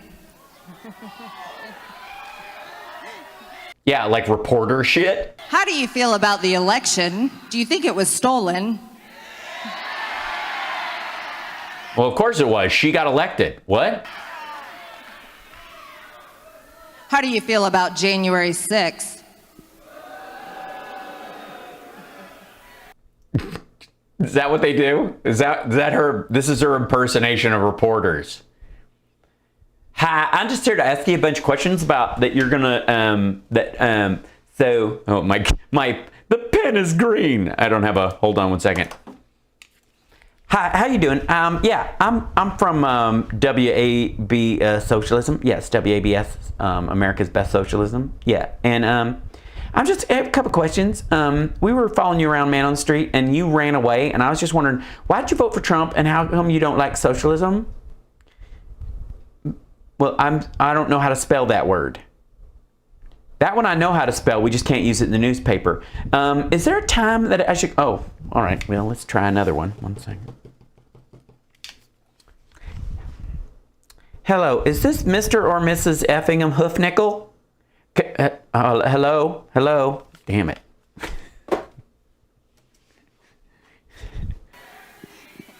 And do you support Marjorie Taylor Greene and her comments?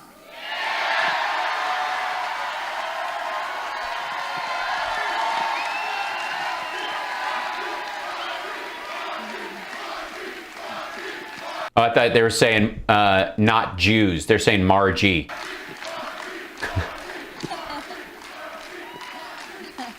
Thank you very much. You see, I'm one of the people. I'm not a politician. Yes, you are. You're a politician. You're literally a politician. That's literally your job. It's literally what you do. And the whole reason they don't understand me is because I go to Washington and I walk in Congress and I walk up and I say exactly what we all say at the dinner table every single night. That having to wear a mask is the same as having your entire family murdered? Yeah. So you know what Jews who survived the Holocaust are like because you had to wear a mask for 13 months once? And the reason why I do that is because it's people over politicians and not the other way around. Oh, okay. Well, I'm glad you stated it that way and not vice versa. Right. So let's be kind to our media. They're terrified of you all. But No, they really aren't. we're not the party of violence. You see, we're not the Democrat Party that supported and funded Antifa and BLM riots all over the country. A little feedback, a little redneck veins. We're not Yeah, I mean, honest to God, that was how they went. That was their get out the vote thing, was scare the shit out of people, burn their businesses down. Then they had to stay home and they had nothing better to do. Well, they burned down my store, so I guess I got nothing left to do but vote. At the party that tore down monuments all year long, and you better bet we're going to protect Stone Mountain's monuments. What's the Stone Mountain ones? Who is it? Was the Grand Dragon of the KKK? He's got his own is the steeplechase statue. You see, we're the people that loves our history. We love our Constitution. We love the Confederacy. Our freedoms. And we love the fact that we almost destroyed this country before it even got off the ground. We love our gun rights. Had you not know Stone Mountain? You got to look that up. Oh, all right. I'm getting called out. Let's see. I just remember Stone Mountain, Georgia is what. Hold on. There we go. Stone Mountain, Georgia is Steve Martin. He goes, $3.75, send your money to Stone Mountain, Georgia, when he's being electrocuted in The Man with Two Brains. Let's see, Stone Mountain. I can type. Georgia statues.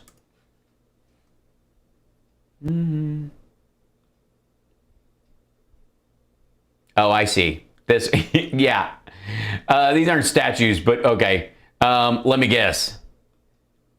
This is what she's talking about? This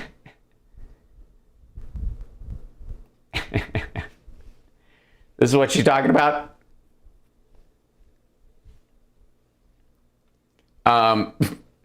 What will happen to Stone Mountain, Georgia, America's largest Confederate memorial? Let's see. Robert E. Lee, Stonewall Jackson, Jefferson Davis, whatever. I mean, I guess we could always just cover them with pointy hats. Baltimore, General Lee, cover night, New Orleans, remove sand. But what's to do? And the monument in question is carved 42 feet deep and 400 feet above ground in a granite mountain. I mean, you could always shoot it like the Taliban does with Buddhas, except they're not Buddhas. Let's see. I mean, oh, there you go. Birth of a memorial. That's good. This is just like your regular launch party. Members of the Ku Klux Klan burn a cross on top of Stone Mountain while initiating 700 new members in July 1948. The mountain was also the site of the group's second resurgence. Well, you can see why. Reclaiming the South from the Civil Rights Movement. This is the whole thing. Sandblasting the Confederacy. This is the whole thing. Everybody just goes down there and watches them talk. Today, with 4 million visitors coming to park each year. Hold on. We're going to back away. Yeah. Flash miner. Okay. Yeah. Like, by the way, this is probably going to stay up because it's way out in the woods and who gives a shit? All right, but we'll just pretend it's going to be horrifying. You guys, all right, hold on.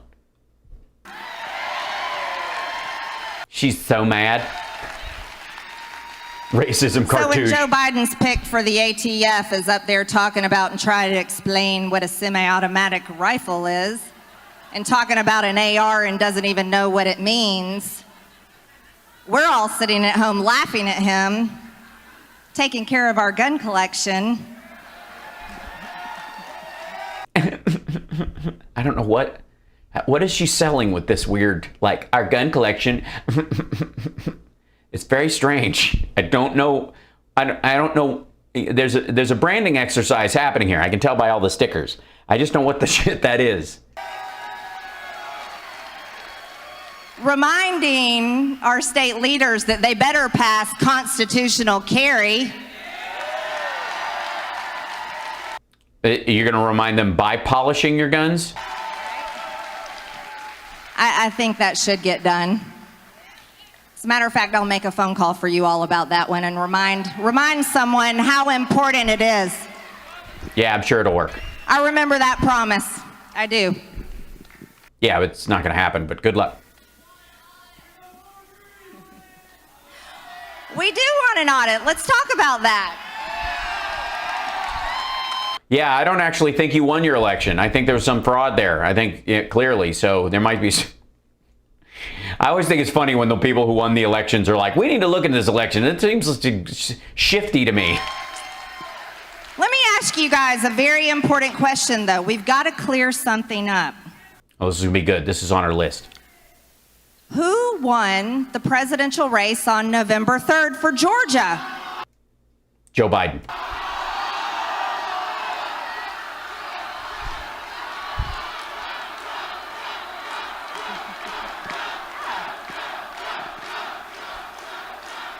It's hard to imagine, isn't it? After boat parade. Yes, it is hard to imagine Trump won, if that's what they're saying. I mean, over 4,000 boats on Lake Lanier. Yeah, not counting the ones that sank. Lake Altoona, Lake Sinclair, Same people. lakes all over Georgia, boat parades, after all the car parades, after people sign waving. It's amazing how many people don't participate in that kind of bullshit but actually vote. After 2 huge Trump rallies right here in Georgia. Yeah, in the areas that elected you, which are less populated. Did anybody see a Joe Biden rally? No, he didn't need him. Joe Biden hasn't even had a rally this big. He can't. They don't let him out of the basement, you all. He's in the White House. He's your president.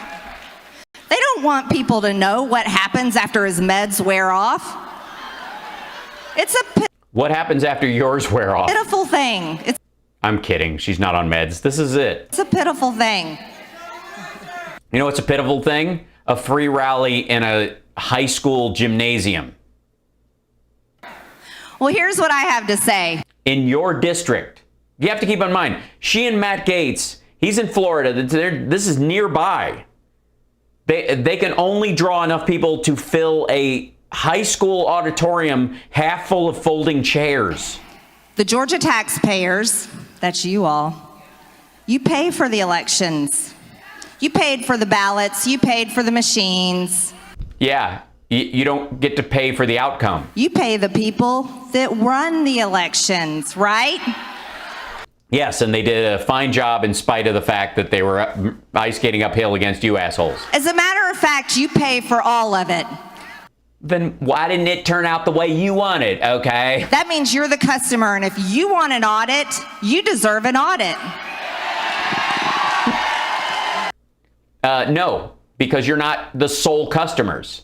The rest of the people who voted are like, the majority who gave the state to Biden and got 2 senators elected have no interest in your bullshit loners coming over there and spending time alone in a closet with the voting machines.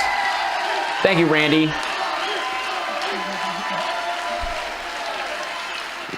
You see, most people in government don't understand the way business works. Oh, no? They don't? You don't think Mitch McConnell understands how business works? They don't understand that you're the customer. You're not the customer. You're a citizen. You have equal rights. Not every customer has equal rights in a store. If you're not buying anything, get the fuck out of my store. You can't do that with the United States. You can't fire the poor, for example, as hard as they might try. And the customer service is extremely important. Really? How is it at the gym? What kind of customer service are we talking about? Are we like talking sex guru level or just kind of baseline, trainer reach around? Because when the Georgia taxpayers or the American people across this country decide that they have had it with the pathetic non-customer service that they're getting from the non-customer service. their government. Important, yeah. Well, you all can make a change, can't you? Yeah, they're called elections. Yeah, they did. Trump lost. And Georgia has 2 Democratic senators now. How's it possible to be this stupid and vicious? You need to travel more, Sarpus. Well, let's talk about the sorry things happening in Washington. Right now, we have Joe Biden running our country. Yeah, he's the president. At least you're admitting that.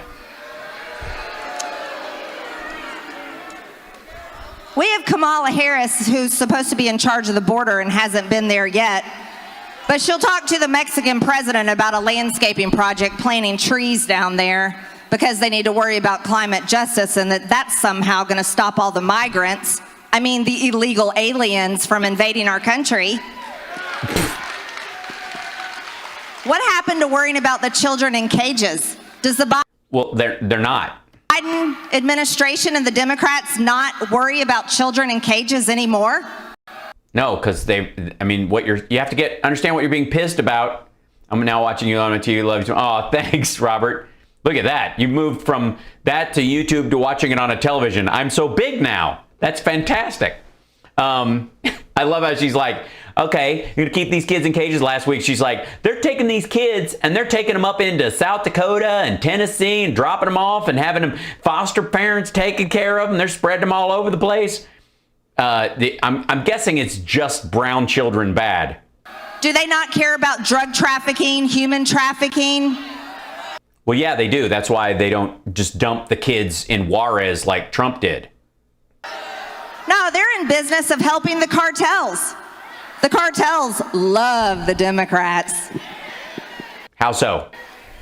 Yeah, they're down there. They're like this. They're like, we're making a lot of money off of Joe Biden. That's her impersonation? That's it? Holy shit. They're like this. They're like, we're making a lot of money off of Joe Biden. How is that not a rap already? We're making a lot of money off Joe Biden. We're making lots of money off of Joe Biden. That's my really bad Mexican accent. Fucking hell. Good. She looks like Dog the Bounty Hunter. That's mean to the dog. Oh, they love them. They love them. They are raking it in. Helping people invade our country. You know, Joe Biden has a new policy. It's called sanctuary country. No, it's not. There is no policy sanctuary country. Do you all think America is supposed to be a sanctuary country for No, neither does Joe Biden. illegal aliens? No, and technically speaking, you're not an illegal alien if you're seeking America as a sanctuary country. You would be an asylum seeker.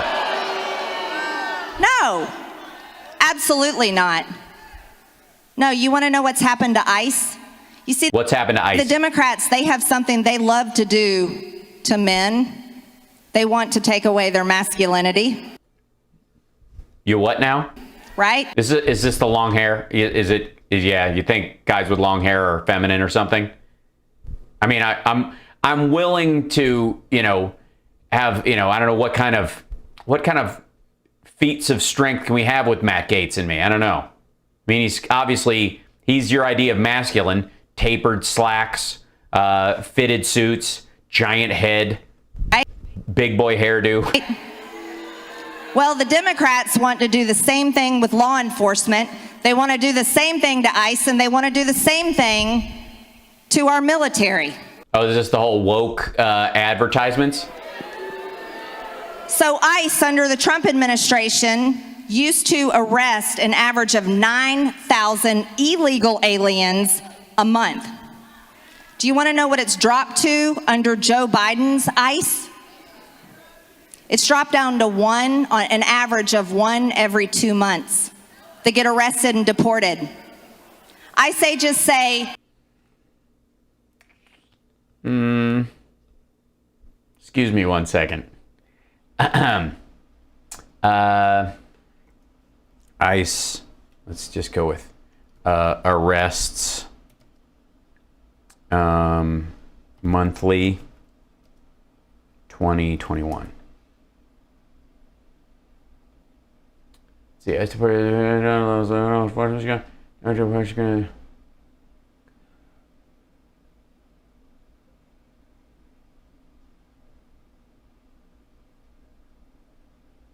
Tells a 20% decline from March.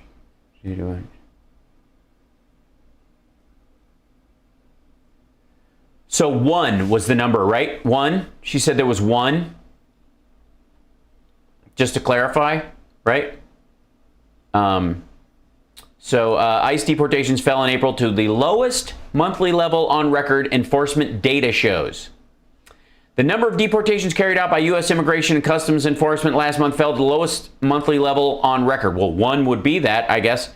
A drop that comes as illegal border crossings remain at a 20-year high, according to the latest enforcement data obtained by the Washington Post. Now, these are arrests within the country. These are not the border parts. This is the arrests by ICE are not at the border.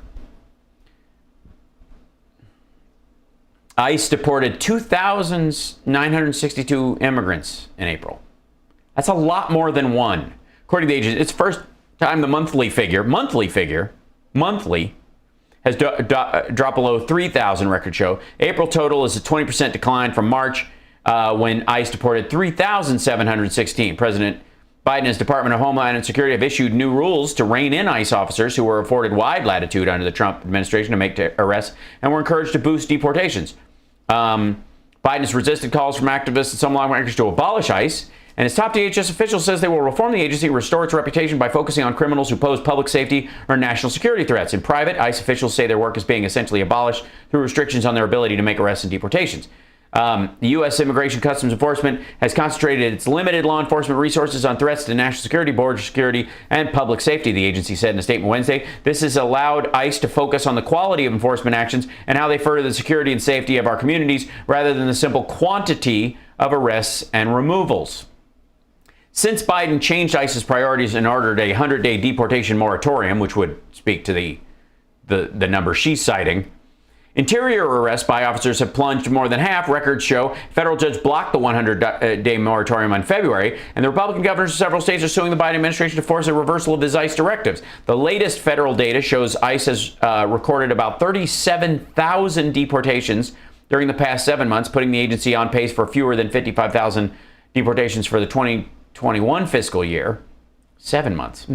It would be the first time that figure has fallen below 100,000. The administration has de-emphasized the likelihood, of course, because of COVID, there were fewer, and because there's more children crossing than adults, and because they're turning away a lot of adults at the border, they're actually, the system's a little better. This would be a good argument that they could make, like, the wall worked. There are fewer people getting in, but they're not. They're just blowing it off.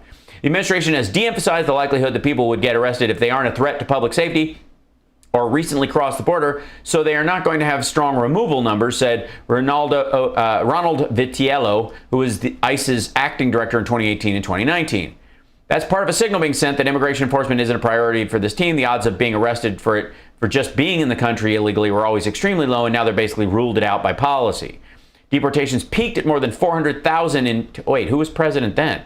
In 2013, and averaged about 240,000 during Trump's first 3 years in office, far below his pledge to eject millions of immigrants from the United States. So again, Obama doubling almost his number irregularly. There are an estimated 11 million immigrants living in the United States without legal status, including 1.2 who have been ordered to leave the country by a judge. These are the ones that they're constantly seeking out and arresting. According to ICE statistics, deportation figures fell sharply starting in the month of March. Listen to me. All right. Anyways, so just so you know, not quite one. That they do not have to get arrested and deported on an average of 1 every 2 months. 1 every 2 months is the average. So there have been 6,000 months in 2021 already. It kind of feels that way. They get arrested and deported. ICE agents say that they do not have the support. ICE agents? She's speaking on behalf of ICE agents. Support and the backup of the new administration to make these arrests and deport people that are breaking our laws and entering our country. No, as a matter of fact, Joe Biden is welcoming them in. And that's why Kamala Harris has no need to go to the border. They want them in here. What are they going to do? 11 years from now, they're going to be lockstep Democratic voters, right? They're not going to be from Latin countries that have a heavy Catholic base that are pro-life and end up voting Republican. It's not like Latinos actually, Now let's. All right, I'm kind of done. I mean, I don't know where this shit is going. I mean, let's talk about our military. bless our military.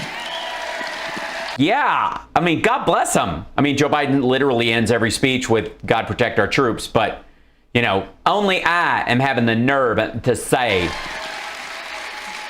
Thank you to every veteran in this room that has served. Thank you to every veteran that is watching this rally. Even the ones that disagree with you? Even the ones that think you're a lunatic and that you're destroying the freedoms they fought for? Notice how she doesn't address the European folk who overstay their visa? Of course not. If she had assignments, maybe she could change things. Derp. Thanks, I've never talked to a veteran that said he signed up to serve our country so that America could become a socialist nation. Never. Well, do you talk to all service people, by the way? And again, no one's asking for that shit. You guys use the word socialism. As a matter of fact, they serve to protect our Constitution, protect our freedoms, protect our borders, and protect our American way of life. Yeah, land on that American way of life. Define it for me. And defend our manta ray dresses. But Joe Biden has a different plan, and it's Dun, dun, dun. happening. He wants a woke military. The woke military, no. That's right. As a matter of fact, he has certain people in charge of purging the extremists out of the military. Yeah, we've always had that. We have white supremacists who are trying to use the military to train to murder their fellow citizens, and that's always something you have to look out for. Extremist, can you imagine? Yeah, and there's black racists who also try it. They get broomed too. It's ridiculous. Yeah, well, if you'd rather have them in there. So they have people in charge, believe it or not, that are actually more Islamic terrorist sympathizers that are in charge of purging our military. Wow, who would that be? This is actually happening, everyone. Oh my God, what's his name? These are people that have been to activist events, have been involved in organizations, have been apologists for Islamic terror attacks. Well, that's terrible. Who? Have been apologists for Hamas. People that said the Muslim Brotherhood should not be called a terrorist organization. Like who? These are the people that Joe Biden has purging our military of extremists. Well, maybe, they would know an extremist when they saw one, I guess, you know. That's how woke they are. Sorry, who are they trying to get out, though? Why are you mad that they're... Let's say that this person is terrible. They're just the worst person. But, man, can they spot a white supremacist. Dude, they know all the tattoos. They know, I don't know what the dude is, but it's just magic. He can just walk up and go, I can tell by this dude's eyes. Dude's tortured dogs in his childhood and now can't wait to be the grand hoopla wizard of the Ku Klux Klan in Mississippi. Yeah, that's me. You got me. Damn it. Where do I turn in my gun? It's disgusting. What? Who are they kicking out? Who are you talking about? In a matter of months, I was kicked out of the military. Our country is spiraling out of control. You know Is it? how much gas was right When no one was using it? after November 3rd around here? $1.77. When no one was still driving? What are you people paying for gas now? Yeah, you're paying $2.75. close to around $3. It's coming up there. So it's not quite there yet. So it's basically back to 2019 numbers. Matter of months. It's the same as 2019 numbers. Inflation is happening. How many Is it? small business owners do we have in the room here tonight? How much of your inflation is caused by supply chain problems because you got a lot of shit that you use from Asia? Oh yeah. God bless you. It's hard to be a small business owner. I know. I mean, you're trying to work, you're trying to focus, build your business, but then there's all this scattered ass walking around the gym. It's hard to stay focused. Honest to God, she is, let me see it. Hold on. Let me see if I can bring up hold on one second. It's kind of amazing. Anybody see Burn After Reading?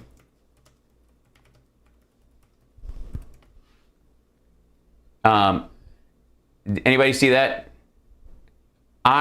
She is Frances McDormand's character in Burn After Reading. We take all the chicken fat Hold on. off your buttocks here.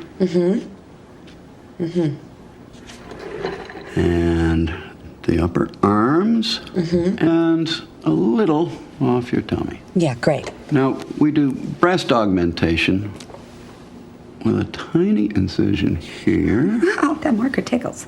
and here. And what about the upper leg, the higher inside thigh area? Well, we can do liposuction there as well, but that area will respond to exercise. The buttocks and upper arms begin to store more fat once you get up around 40. The body just tells it to go there. But the thighs will respond to toning exercises. Yeah, I could work on my arms till the cows come home, but... Well, it's features, but we can do something about the incipient crow's feet. Baby crow's feet. Little chickling's feet. I mean, chick. I mean, seriously. She is, she's on a See, rocket. She literally, watch that movie and tell me that she is not on a bullet train to that character. This is what people don't understand about America is most of the businesses in our country are small businesses. And small businesses, being a small business owner is living the American dream. It's the most amazing thing you can do. It's the hardest thing you can do. That's not even close to true. I mean, that doesn't mean you don't appreciate small business owners, but what the fuck are you talking about? It's not the hardest thing you can do. It's not even the greatest thing you can do. It's a great thing to do. Who believes And that they shit? employ Well, I'd love to be, the bass player in a rock band that tours the entire world and stuff, but you know what? My district in Georgia needed one more coffee shop to be right across the street from Starbucks. many people, and small business owners see their employees like family. They love them and appreciate them. They invest time in them and they need them. But right now with the Joe Biden administration and their stimulus checks, paying people to stay home. Paying people to stay home. You want to know what the problem is? What's the problem? That those employees are not treating the business owners as family like I treated them like family, and they treat me like a redheaded stepchild. Nobody can find anyone to come to work. Yeah, nobody can find their families anymore. I lost my whole fucking family, y'all. No one wants to go to work. Why? Why? I mean, look, who doesn't sexually harass and underpay their family in life? Because you can sit home in your pajamas all day, Like family. scrolling on social media or hanging With big tech. out or doing whatever you want, and you can collect a check. Why would you go to work? You see, socialism is already failing. That is really sad. So Apparently it's succeeding, according to you, because nobody's going back to work. what is happening to Apparently people like it more. I mean, it's temporary, obviously, which would be the thing that keeps it from being socialism. our economy? People can't hire people to come back to work. Yeah, my family are a bunch of freeloading fuckheads. I don't understand what this bullshit. You know what else? We're at a point right now By the way, she's a government employee. where we are in a deficit of 90,000 truck drivers from the number we were in a deficit this time last year. Truck drivers are incredible people. If you're a truck Well, then apparently they're not. They're just not driving right now because there's nothing to drive because supply chains are shortened because we got so much shit from China and now it's shifting to other countries. Again, go to IKEA, look at the stuff. It no longer says made in China. It's starting to say made in Taiwan and made in the Czech Republic. truck driver, God bless you. God bless you, but get off your lazy ass and start trucking again. You're so great. You're so great, but you're not working. Fuck is wrong with you? You deliver goods and supplies all over this country. So you're applauding the people in the Amazon vans that are everywhere? We need truck drivers, and we're Apparently, no. Apparently, Well, apparently truck drivers don't need We're in you. a shortage. So at a time right now where businesses already Go get a truck. can't find workers, Eastbound, down, loaded up and trucking. We do need a new Smokey and the Bandit. I'm just saying, Jerry Reed is a saint. our supplies are in a shortage, because you want to know what happens? If you own a manufacturing company, like here in Dalton, what do we make? Flooring, Flooring, give it up. Come on, y'all. carpet. Carpet, also flooring. Lots of things to cover the floor. But guess what? Oh, I thought there was I was like hoping there'd be tile. They don't make tile. We need people to work. Yeah, we need people to make carpet, and we need people to truck carpet to places where no one's buying carpet right now. And that means if you don't have You know, because the market demands it. Whiz bangs. people to work, you can't make your goods and supplies Right. Why would you make anything if no one's going to take what you're making and make it where you're taking it? as fast as you normally should be able to, because you're competing with the federal government.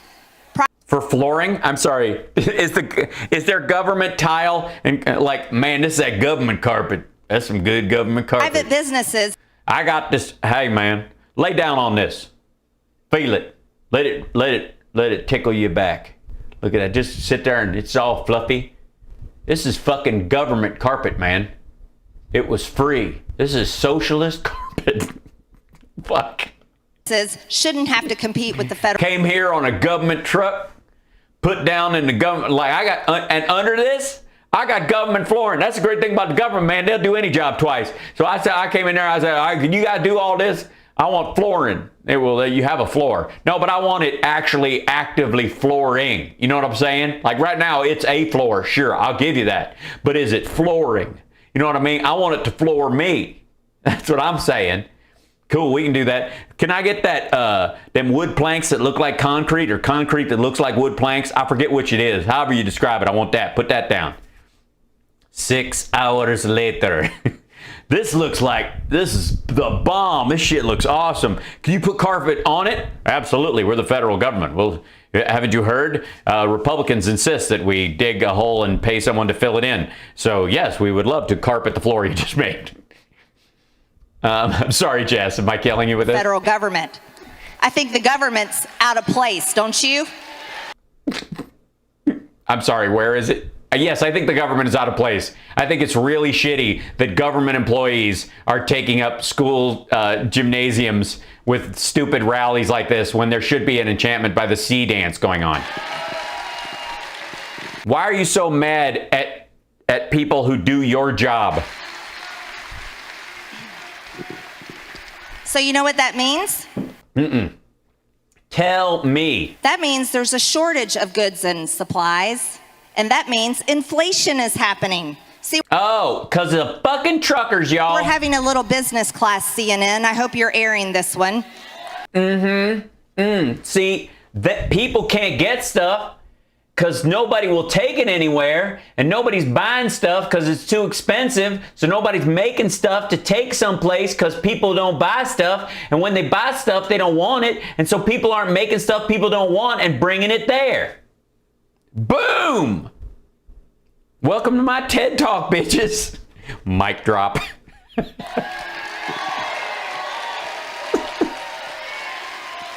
This is magic. You've trained people to hate so much, they've lost their common sense. I'm so busy hating bigots and rioters from January 6th, I can't even think about buying flooring right now. So when inflation starts happening, that means prices go up. Oh, see, not according to Trump. It means if it goes up or down, which is both good and bad. Things cost more money. And it's a problem. This hurts our economy. So It hurts our economy. we're at a shortage of workers. We're at a shortage of supplies. We're a shortage of stuff. We're a shortage of truckers to truck the supplies to the workers that won't make the stuff to make stuff that people aren't buying. But you know what's happening? That What? federal government paycheck just keeps on rolling out, doesn't it? Oh, yeah, they're just making it rain. Yeah, there's supposedly an end in sight. Yeah, it's actually written into the law. But you know what the Democrats want?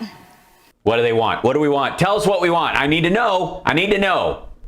I need to know what I want, because I'm not sure I know what I want, but she's going to tell me. Flooring, y'all. They would love for them to I would carpet. I want government carpet. be able to just keep handing out paychecks. Sorry, what do we want to hand out? They would love for them to be able to just keep handing out paychecks to everyone. Yeah, I definitely would like them to hand out paychecks. They sound like lovely young ladies. What? Who are those? Who are those women gathering on the corner? Oh, those are the paychecks, dude. What? Oh, yeah. You don't know? No, what? Yeah, Matt Gaetz instituted this thing where... Oh, no, never mind. They're of age. Oh, okay, good. All right, because they have to be government employees. Oh, good. Okay, I thought they were pages or something. I'm like, no way. Paychecks. Jesus. Oh. Everyone, government check. Did that freeze for a second? For them to be able to just keep handing out paychecks to everyone. Government checks. Government chicks, sure. You see, they want socialism. They want socialism really, really bad. Really? Then why didn't Andrew Yang win? Seriously, why wasn't the ticket Andrew Yang and Bernie Sanders as VP? If that's what we wanted, I mean, honest to God, if there was a person who was more forcefully pushing back on the use of the word socialism than Joe Biden, who was it? Oh God, she's boring. Can you imagine being excited to see this? You know, they spent 4 years, some of these folks back here on this platform, 4 years calling Republicans Nazis.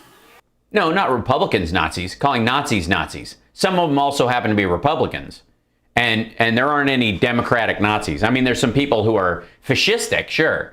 And I don't know that we have a name for them. Although, you know, obviously the National Socialist Party is one of the reasons why you're using the word socialism, because you're trying to actually make the Democrats the Nazis in this way. This is like your rubber ball glue argument. Yeah. I want flooring. Remember that? How many times have you seen it? Not 8. 7, technically 7. The 8th wasn't a full-on Nazi. Like, I think it was one of those winking and nod, like, how could he not see that? You know what I mean? Nazis.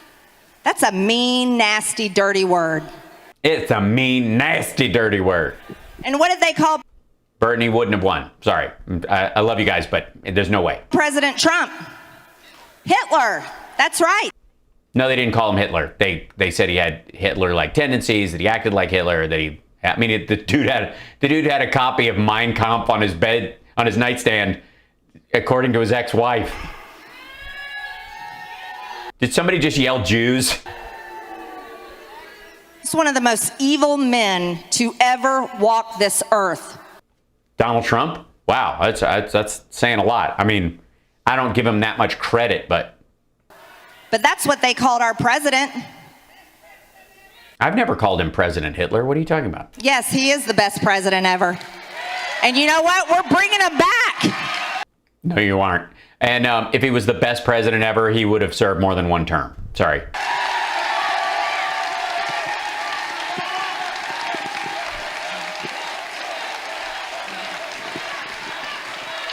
Okay, I'm over this. I think you guys are too. I mean, I don't need to see any more of this. This is just rambly bullshit. This is like Trump with a head wound.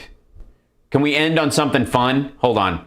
Hey, look who's got the same pile of unfinished work right there next to his desk. Same bullshit, same green folder, same paper on top. Thank you, Jess. I'm changing it for you. It's amazing. Can you imagine waiting in line to go to that thing? No one did, but whatever. Guys. Oh, look at him. Look at him. Daddy loved me. Uh-oh, somebody's got some daddy issues. No, I didn't. Uh-oh. Did not. To me, this is a dad issue. Hey-oh, dad issue. Dad. Daddy didn't love me. All right. Guys, we're going to do... Hold on. Did he guise us? Hold on. Okay, guys, we're going to do... Wait, Geist? What is Willie Geist the only person he's expecting? Okay, guys, we're going to... Okay, Geist. Yeah, let's. I mean, dude, it's your catchphrase, guys, and you can't even fucking say guys, right? Epic TV meltdown of the week, and the award goes to Geraldo Rivera. Oh, good. Okay, so more Fox attacks. Super. I'm for it. Now, I love Geraldo. He's a Okay, well then why are you doing this? friend. I've worked closely with him on Celebrity Apprentice back in the Well, day. Someone I really like as an individual. Sometimes I think he takes like the contrarian take just to do. he does sometimes. I have to. Yeah, that is true, guys. He does take the contrarian take sometimes. The what? I think he takes like the contrarian take just. Yeah. Oh, I'm sorry. I mispronounced it. Contrarian. Contrarian. I might have to look that one up after the show, but I'll just take your word for it that that's a really good word. Contrarian. Good. Okay. To do it. By the way, and I understand you had to do this live and there's no edits and you're 18 seconds in. Why would you waste all that gold at the beginning to go back and fix it? Contrarian. Just to perhaps have something to argue about. But here he is on Sean Hannity's show with Dan Bongino, and it seems to be saying, like, Israel responding to attacks on Hamas, a designated terror organization, who hides their missiles amongst civilians and then attracts Israeli fire, killing civilians. That's somehow the Israelis' default. That is. That's their default position. It's what they default to that all the time. So you're 43 seconds in, 2 major linguistic fuck-ups. You're just shooting this on your own. You can't, and you got edits in this, so you could have fixed the top of it. I mean, you're never going to be a professional rumbler, Don Jr., if you keep cranking out shit like this. That is somehow their problem. I mean, this is one of the dumber takes that there is out there, but the meltdown and the back and forth is epic. And the back and forth. How much helium are you consuming? And I think it shows perhaps everyone some of the frustrations that's going on there if he truly believes this and isn't just taking a contrarian point just to make a little sensational TV. But this is my must-see TV moment of the week, and I think... Yeah, because he's taking other clips and trying to, like, glom views off this. Did it work? Look at that, 58,000 views. So just adding Bongino to it gets a boost. And since Bongino, I think, is a stakeholder in Rumble, he's just going to boost it. So basically, Bongino's paying him to post on here. You guys will enjoy it. It is shocking and outrageous to me that in all the discussions of what's happening in Israel, the fact that Palestinians are being killed at the rate of 15 or 20 times the death toll among the Israelis, including children, is absolutely... Geraldo, let me stop you. It is abhorrent to me. The Palestinians are digging themselves out from under the collapse of their buildings. How about the terrorist organization Hamas stop firing those rockets from hospitals? Yeah, Geraldo. Look, if a terrorist, let's say you and your family are having a picnic, and let's just say randomly that a friend and associate of Timothy McVeigh's gets his hands on a Laws rocket and decides to fire it in the direction of a military base.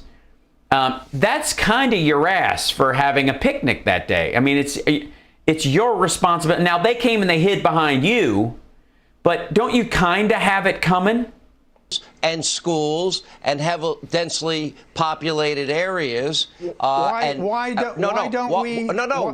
Because they're the ones that fired first. If American City got hurt, it would be all America, all hands on deck.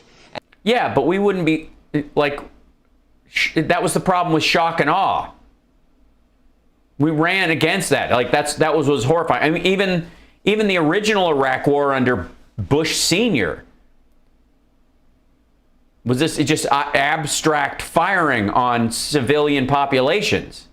And if innocent people die, you blame the people that start the war. There are dozens of Palestinian children dead. There are dozens of Palestinian children dead. And whose fault is that? Whose fault is that? Provided.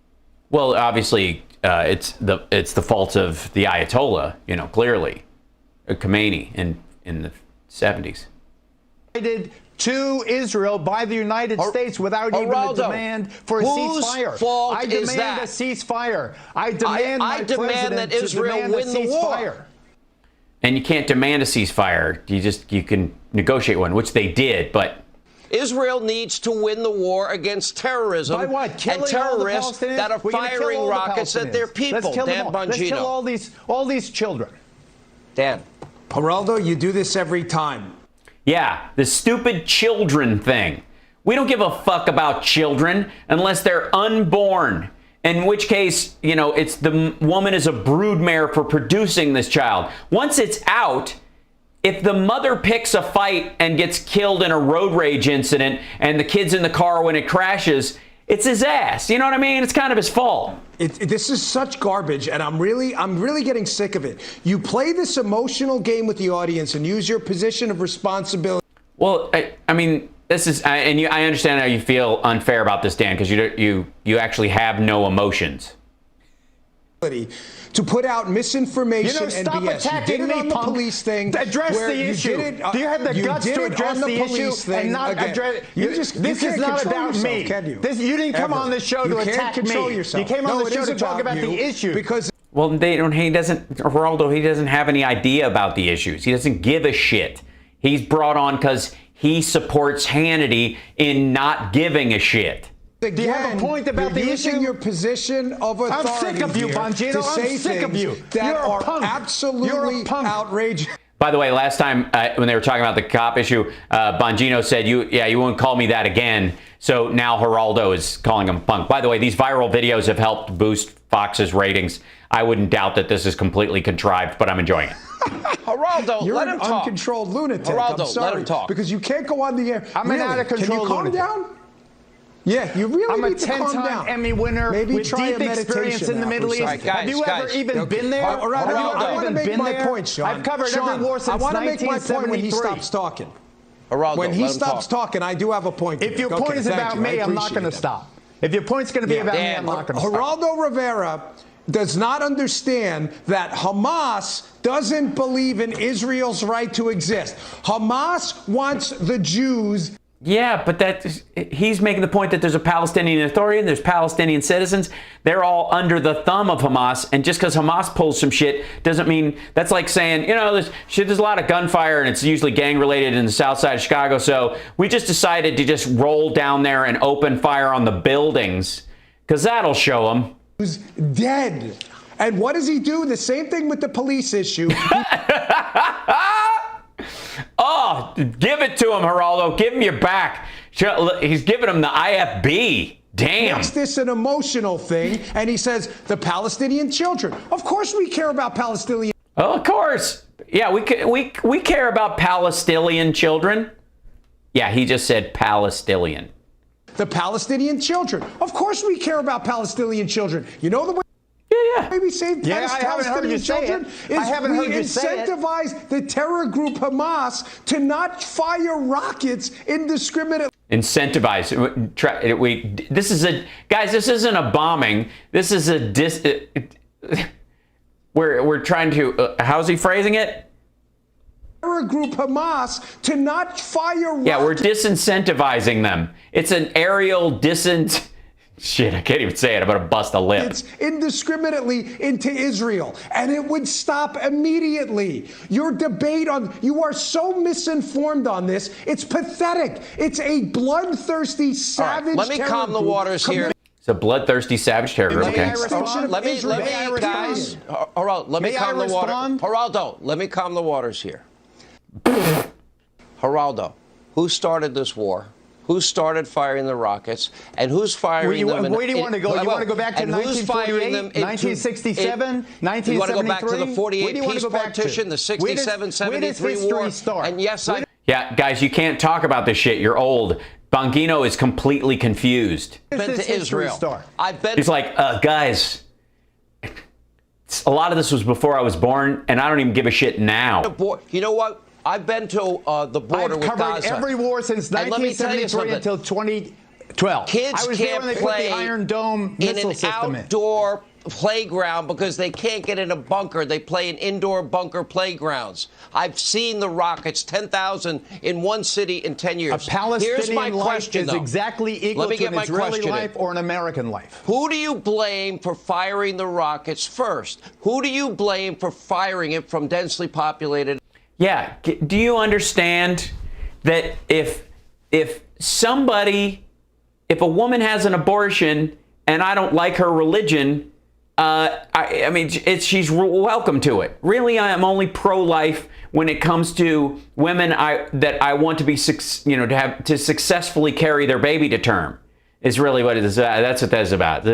Pro-life is kind of like a coin flip, essentially. Areas and hospitals and schools. This current chapter of this ongoing violence started when Israeli cops raided the Aqsa Mosque in the old city of Jerusalem. Get out of here. This is actually true. It's one of the most You're sacred. just lying. It is one of the most sacred. It is what that was the jump off point. You don't know what you're talking about. It is one of the most sacred places. Tell him, Bongino, I'm looking for a teepee for my bunghole. Listen to this guy. This guy doesn't. Have you ever been? Have you been at war? I've been there many times. Have you? Not you, Sean. With me there. No, but you haven't either. That's the interesting thing.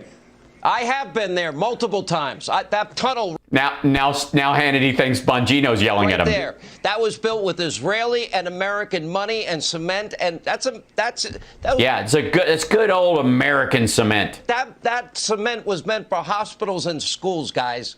That cement right there. 60 feet underground tunnels so that these terrorists can sneak in the dark of the night and kill Israelis and commit acts of terror. Why don't you ever show the dead Palestinian children? Why don't you ever show the video of the dead Palestinian children? Because if I ever step foot in Gaza, I'd be dead. They don't count. It's like because if I ever set foot in Gaza, I'd be dead. Sean, no one expects you to go anywhere. They expect you to stay in your studio, get fat, and vape. There are adult reporters who can go. They don't exist. You don't even understand the Palestinian history. Children are being killed and they don't. You don't even understand. I can't wait. Please tell me Bongino gives us an actual lesson. Demand a ceasefire. You don't even understand your own history. Geraldo, who controlled that Palestinian area from 48 to 67? Ceasefire. The no Jordanians. American weapons used to kill children. Stop it. So they can kill more Jews? I demand a ceasefire. So there shouldn't be a ceasefire. That's good. Okay, so Bongino just comes out for not having a... and by the way, how much? There's like 10 seconds left? All right. Does this go back to Don Jr.? Right, so they can rearm and kill more Jews. This is great. All right. Enough. Mediaite has their headline. We'll move on. All right. Yeah, he even knows they printed Coming this. up. And that's it. Like he didn't go back, guys. Follow up. I'd never thought I'd say this. Cocaine is bad. No, that's not what it's going to be. What's he going to say? Pink looks bad on me. I have a lot of work to do. That's what it is. And 2 years ago, I would have thought it was an utter impossibility, but I'm with Bill Maher. I'm with Bill. Why? Bill Maher says things regularly that right-wingers can latch onto. Bill Maher on this one. And it seems these days that, like, every month, Bill Maher, who's one of the leaders of the sort of leftist thought process, is no, he isn't. Coming to the realization. He's a political comedian who is center-left at best. But, I mean, he's also a libertarian in a lot of ways. So that's why his show appeals so broadly. That the left has lost their damn minds. Now, if you watch this video, watch this clip from his show. Really? This is all you're doing is playing clips of other people's shit? Hold on. Look. So his own videos have failed so badly that now he's just doing this. He's just rolling over and playing these pieces. Okay, guys, all right. I'd never... Guys, all right, I'm skipping this. Because we got some magic. Rudy Giuliani is on Dinesh D'Souza's podcast and killing it with 6,000 views. I am really thrilled to welcome to the podcast someone who's really been a hero of mine, Mayor Rudy Giuliani, somebody who first glory hole came to prominence for basically for brooming out the Italian mob so the Russians and Chinese could move in, fixing the crime problem in New York, making Did he really fix it? New York a livable and a safe city. Yeah, but, you know, unless you're black. And also Mayor Giuliani was sort of the hero, one of the heroes of 9/11. No, he wasn't. He moved the emergency response center to the Twin Towers after the first bombing. The dumbest place you could put it. I've been very disturbed to see some of the stuff that has been going on with the left targeting Mayor Giuliani recently, and I wanted to bring him on the podcast to talk. The left? What are we going to do? Destroy his 401k? What? Talk in depth about that. I've made Dinesh a star. Is it my fault? Oh, shit. Hey, Rudy, if I may call you that, thanks for joining. Hey, Rudy, if I may. No, don't call him Rudy. It's an insult. Joining me. I'm a great admirer of yours for years, Dinesh. I don't Thank know you. what we could do without you. Oh, you're so good. And you're so honest. And you know, felon to felon. What's it like? Similarly, you've been defamed in so many ways you don't even pay attention to it anymore. Well, well, I mean, you couldn't possibly and still have people like Kirk Cameron on your podcast. The rationality of your argument overwhelms rations. your critics.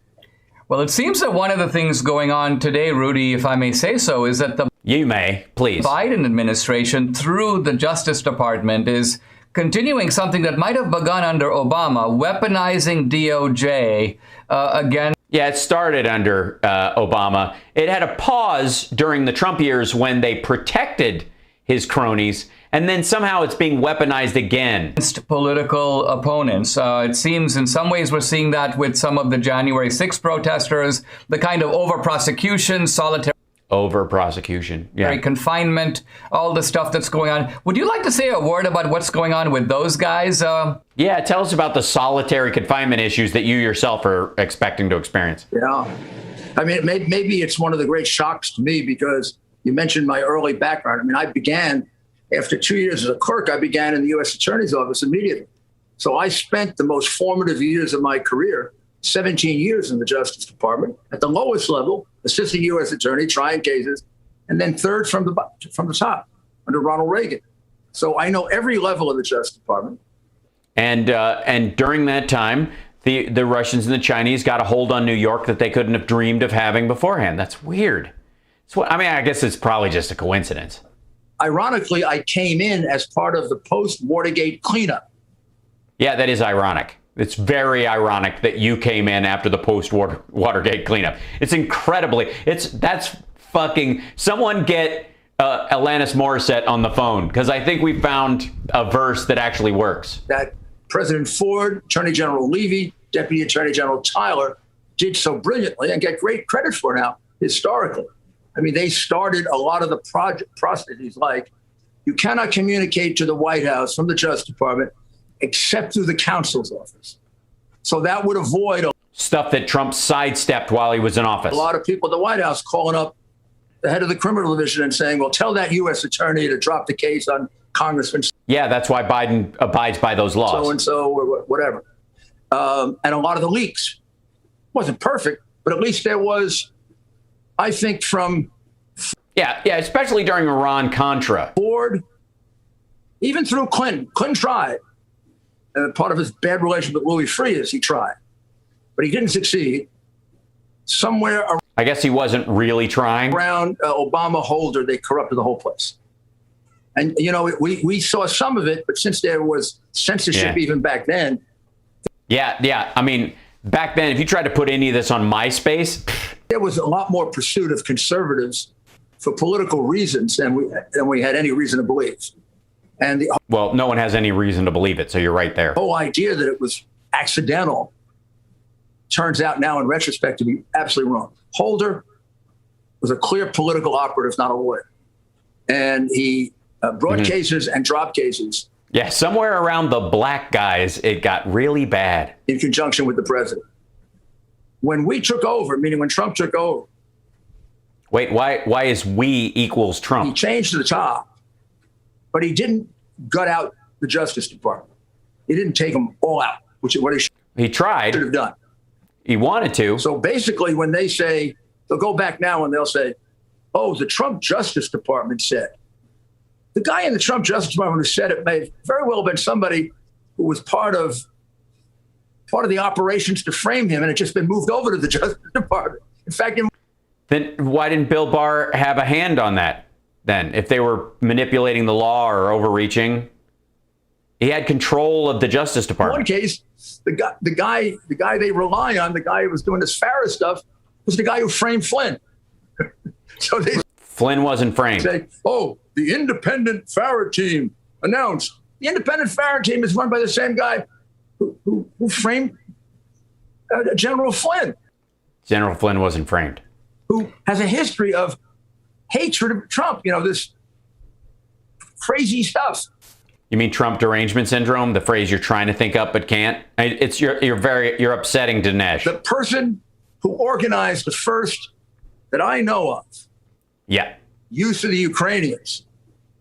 Well, certainly not the best use of the Ukrainians, I guess. Get dirty information on Trump and Manafort for the benefit of Hillary. I'm sorry. You mean Christopher Steele? What? If there's no information to be had, was a Biden representative to the National Security Council. He's also the guy that was the deep throat for the phony rendition of the conversation between Trump and the president. The same guy. They don't want to reveal it because it's like Alpha. That turned out to be true, though.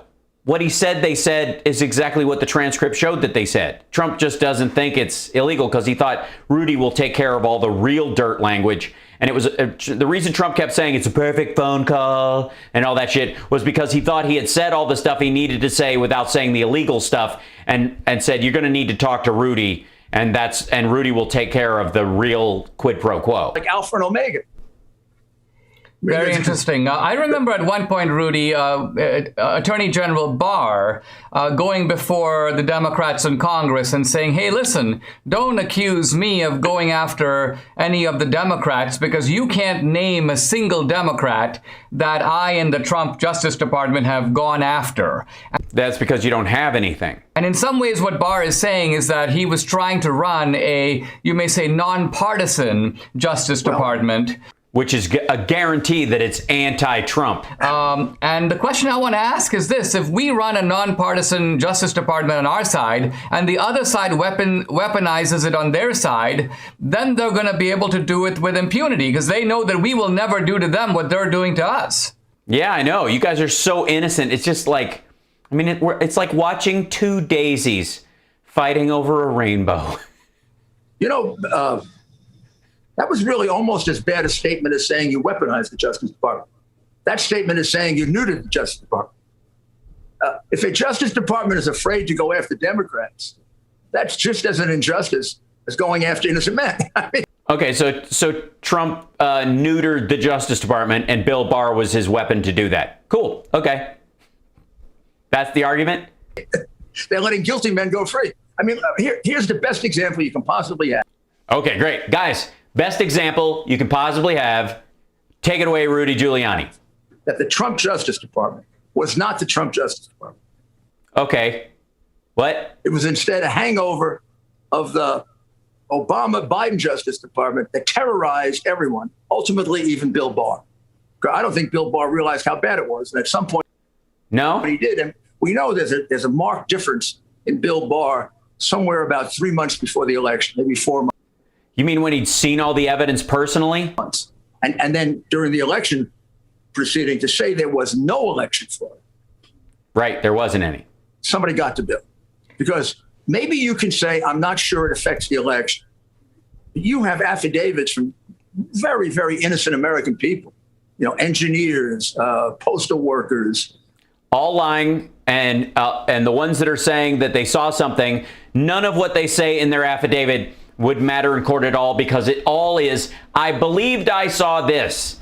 I believed I should have been seeing this. I believed I saw this instead of what I believed I should have been saying. All of the affidavits say that. All the shit that was in the Kraken, all the stuff he was wandering around, all the people he brought before all the state review boards, all those stupid, like satellite gatherings they had, all the Michelle Caronis of the world all came out and went, I thought I was seeing this and I should have seen this and I think what they were doing was this. That's not an affidavit and it doesn't mean anything in court. It's not evidence. It doesn't carry any weight whatsoever. People come, bring them in. Bring in 100 of them.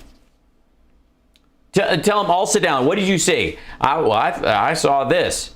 Well, do you know for a fact that that was a criminal endeavor, or were those pages fraudulent? Did you know for a fact those ballots were fake? No, but I think, you can't see something like that and not think. There's no way that many people voted for Biden. Okay, thank you. Next witness. Like all of it. People who just volunteered to be poll watchers. Democrats who say they told me to change ballots. They told me don't bother to look for a registration. Yeah, they didn't tell anybody to change ballots. None of those affidavits said they told me to change ballots. None. Not a one. He's lying. Flat out. This is just an obfuscation. This is a Gish Gallop. So he's going to throw that in amongst a bunch of others. He throws that one in first, and then he'll say 3 near the end. The last one will be the thing he thinks is the most defensible or he can prattle the most on. And then by arguing that last one with him, which is also fraudulent, you'll assume the rest are real. That's all this is. They told me to take a ballot that had no registration and assign it to a phony registration. There are simple witnesses like that. That were mistaken in what they were talking about and said they believed they saw something? Who?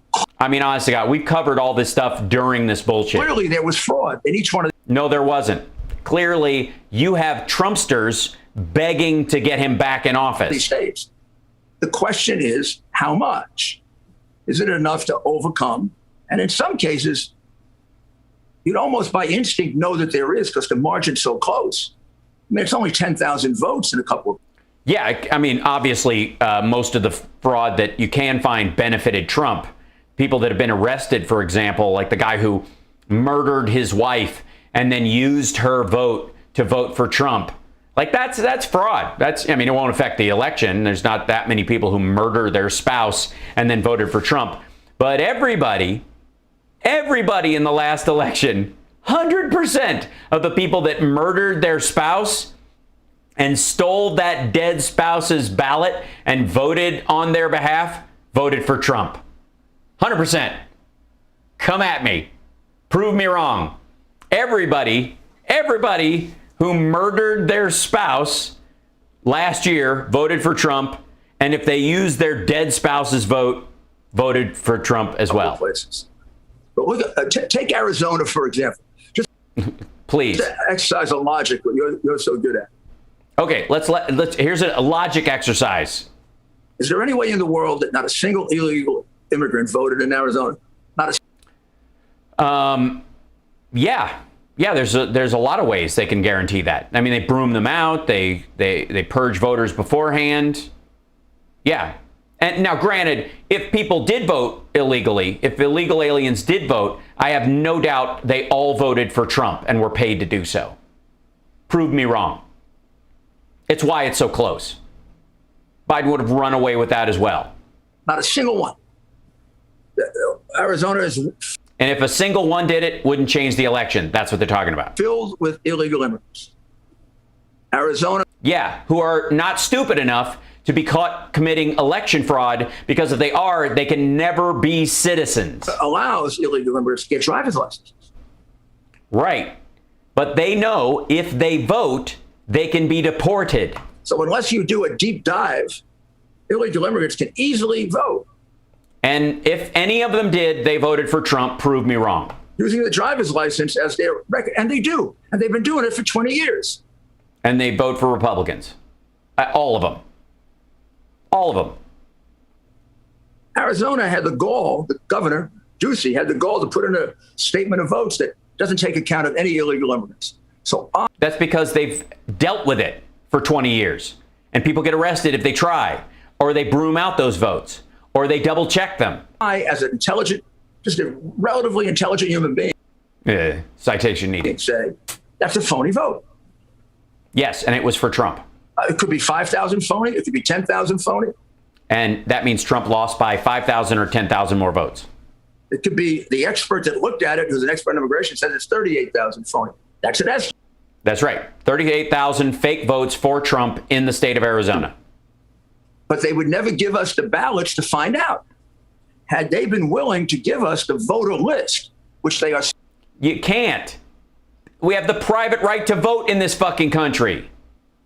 We're not going to let Republicans with Second Amendment solutions go door to fucking door going, I understand everybody in this house voted for Joe Biden. Is that the case? Well, good luck in 2022. We'll see you in about 18 months. They are still suppressing, even with this going. They're not suppressing it. You have no fucking right. They're fighting it.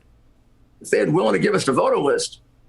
No, you have no right to see the voter list. You are not fucking special. I could have run that voter list against the Department of Motor Vehicle illegal immigrant list, and that alone would have yielded some illegals. Right, and all of them would have voted for Trump. Illegals who voted. Right, all of them. All of them would be Trump votes. Prove me wrong. If they voted in Maricopa County, then you take their votes out. And you give them to Joe Biden. You take enough votes out of Maricopa County, then Trump wins Maricopa County because it was. No, because the illegals voted for Trump. For Biden. No, they don't. This is stuff that you do in every election. Right, and that's why they don't have to keep redoing it. Every 2 years they go through this shit. All of a sudden, this became like treason if you did it in this election. And the simple reality is the president has not had a fair hearing on a single one of his claims. And for that, I have to believe something's going on. Yes, he hired a shit lawyer and he has a terrible case. That's what's going on. Rudy, we're going to let's take a short pause, Rudy, because when we come back, I want to dive some more. Yeah, he's got to sell some cigars and then tickets to the glory hole. He jumps back in over here. Let's grab round 2 of Rudy Giuliani with Dinesh D'Souza. I'm back with Mayor Rudy Felon and Felon Giuliani, and we're talking about we're talking about voter integrity, but we're also talking about the Trump Justice Department. Rudy, it would seem natural that the Trump Justice Department would be the operation to investigate all this. Now, when Jeff Sessions was there in the beginning, no one could understand, I certainly couldn't, why he sort of went Rip Van Winkle on us. He kind of seemed to be removing himself from everything. And so you had a Justice... Yeah, because he was involved in it. Department run by the underlings. Then when Barr came in, it looked like they... Well, technically run by the Constitution. It was going to be a shift toward a kind of more sort of MAGA philosophy, if you will, at least guiding the department. And that's exactly what happened. But somehow toward the end, Barr himself went limp. And... well, it happens to every man at some age, and it's nothing to be ashamed of. If he watched Stuttering John's podcast, he could get some Blue Chew. And he even declared that there was no real evidence of any election irregularities, and there isn't. Seemed to close the DOJ book on this matter. Now, my question is this. Trump is a business guy. See, one of the reasons, by the way, I think they're not looking is, and why all these Republicans all over the country are like, no, don't look. They're doing in real life what Rudy said that the FBI agent said about the Hunter Biden hard drives, multiple, that were somehow laying on his desk with price tags on them. How does it work, Rudy?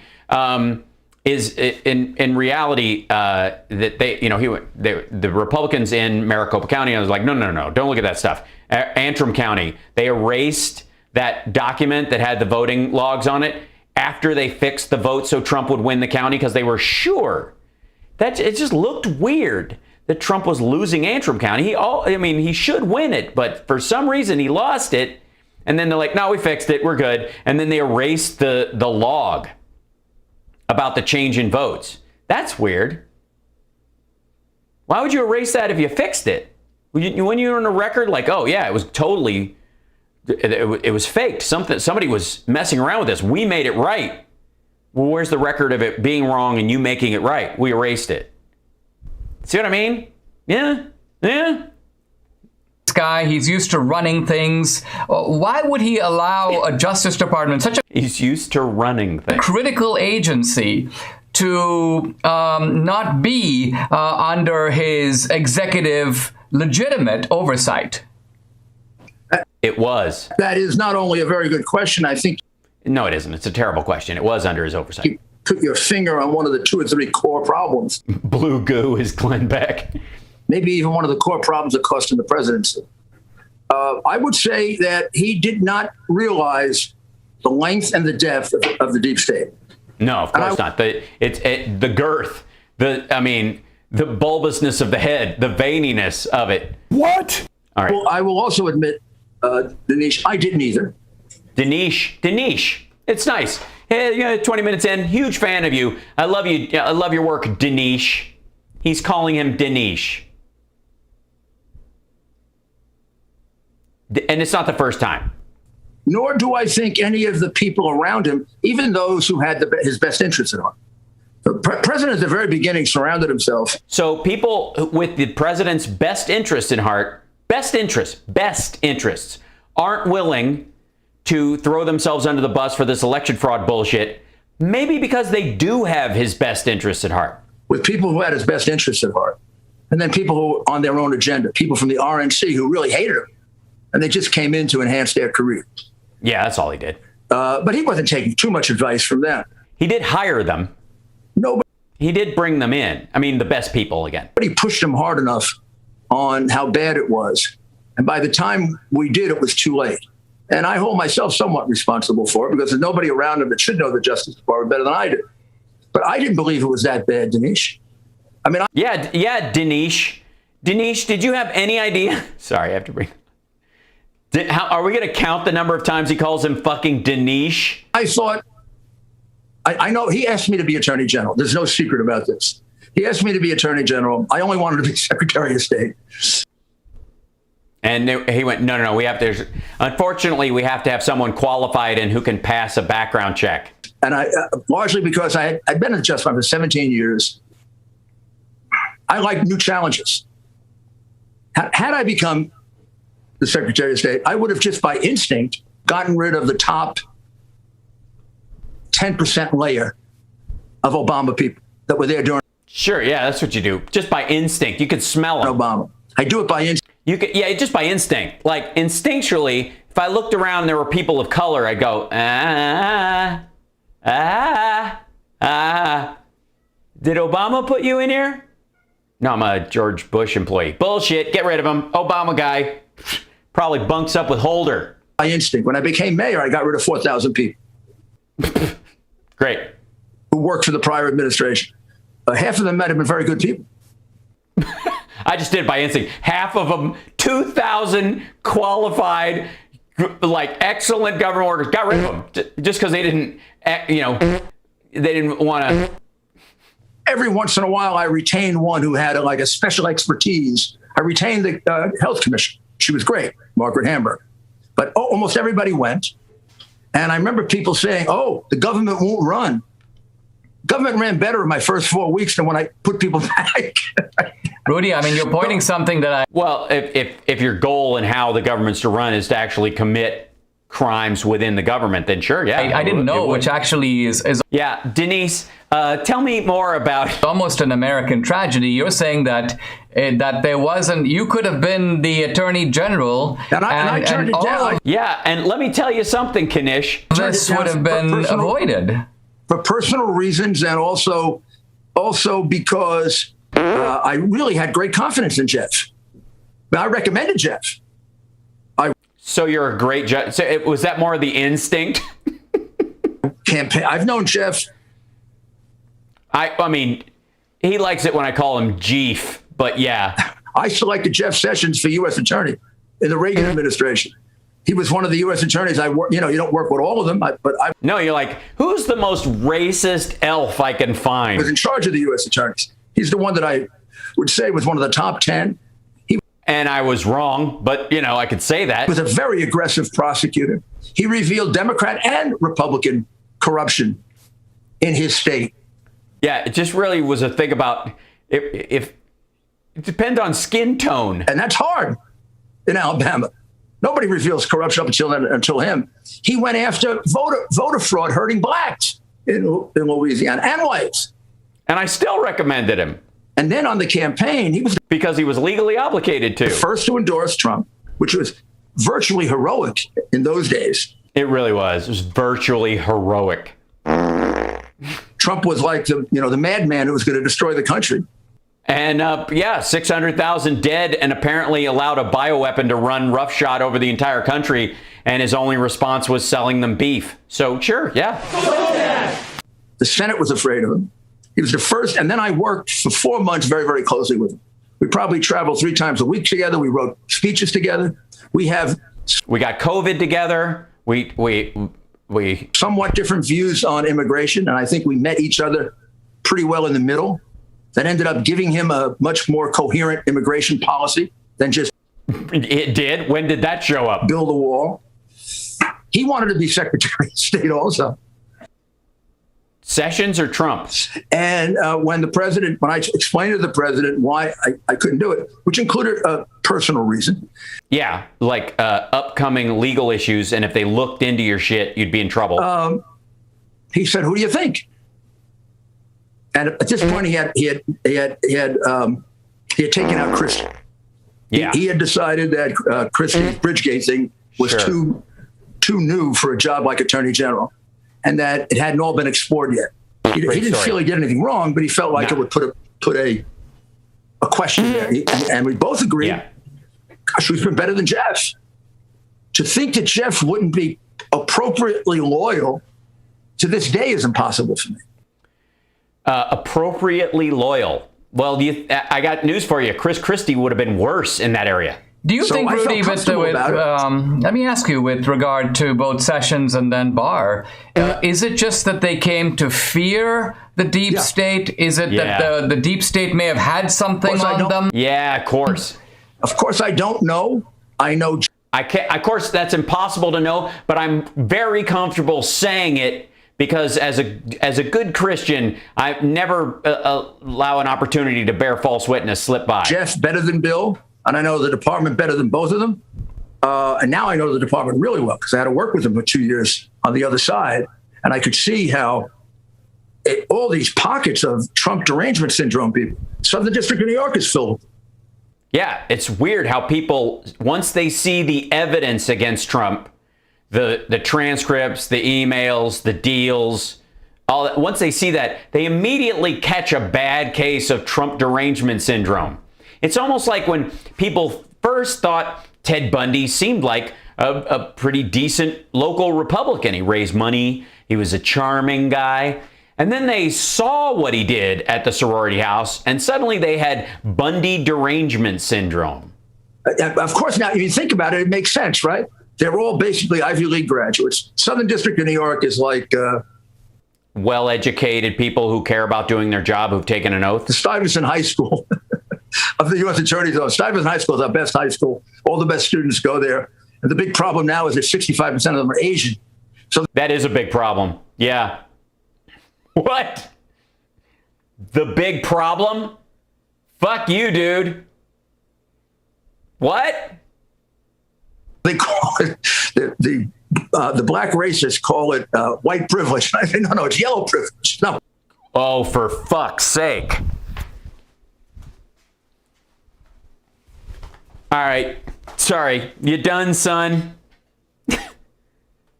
What? The black racists call it white privilege, and no, it's yellow. Jesus Christ.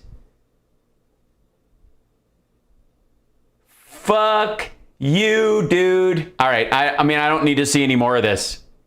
You done, son? Fucking hell. Listen to that bullshit. Why is this clip not making the fucking rounds? Now is that 65% of them are Asian. So they hold on. The what is now? Hold on. High school of the U.S. Attorney's Office. Stuyvesant High School is our best high school. All the best students go there. All the best big problem now is that 65% of them are Asian. So they call it the black racists call it white privilege. I think, no, it's yellow privilege, not white privilege. But you're saying it's the same gang. They Stuyvesant High School. No, he's saying that Asians should be referred to as yellow, you fuck. What? Good God. Just awful. And you can just tell. Can you imagine what this asshole talks like when there's not a camera rolling?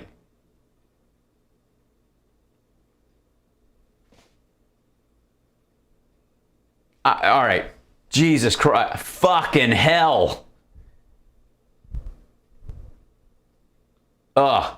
Okay. We'll roll out. I know I'm going long tonight, but I'm going to finish out. We got a little tired of Marge. I don't know if I want to do that. Kind of. Okay. So some of you may know Behizzy. I'm going to finish off with this because this relates to the news around Arizona and all this stuff, and the fact that YouTube is letting its Q flag fly everywhere. And this dude is, I've shown you before, but I need you to understand something. This was streamed live just 19 hours ago. It's already got 94,000 views, 165,000 subscribers. This video is called "We Are Winning Bigly." Okay. And the idea is that Arizona, Michigan, he's the guy. I mean, they are paying for him to he's being paid to travel to places like Georgia and stuff, and he's interviewing people and totally queuing it up. And so I keep track of some of these folks just to kind of get a pin on what the arguments are in the Arizona races and all this stuff, because it's constantly, oh shit, I forgot there is one. Hold on. Please tell me hold on. I have to find this one. Yeah, give me a second. It's in the history of what I watched. Oh my God, this is so good. I'll give you an example because there's a couple of them that I watch that are they strictly are for the purpose of, okay, to see all stuff that you watched. Doobity-doo. Here, anyway. Oh, no, that's not it. Where is it? We're winning bigly. There's a go. This is the end. Culture shock. There's a thing. Oh no. Where is she? Come on. Oh, damn it. I know it's going to show up home. Hold on. So much crazy shit that I end up watching. It's just a nightmare. Was it on my phone? Or was I watching this shit? Because it's just lunacy. Okay, hold on. I'm going to pause for 1 second. Give me 1 second. I will be right back. I'm going to go find something.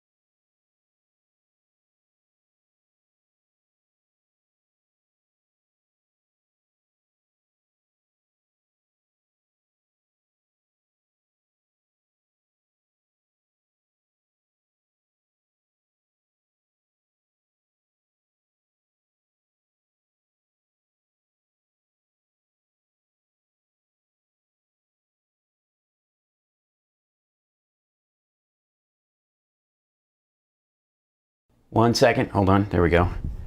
Now, I know this is in here because I just watched a piece of it. Okay, 19.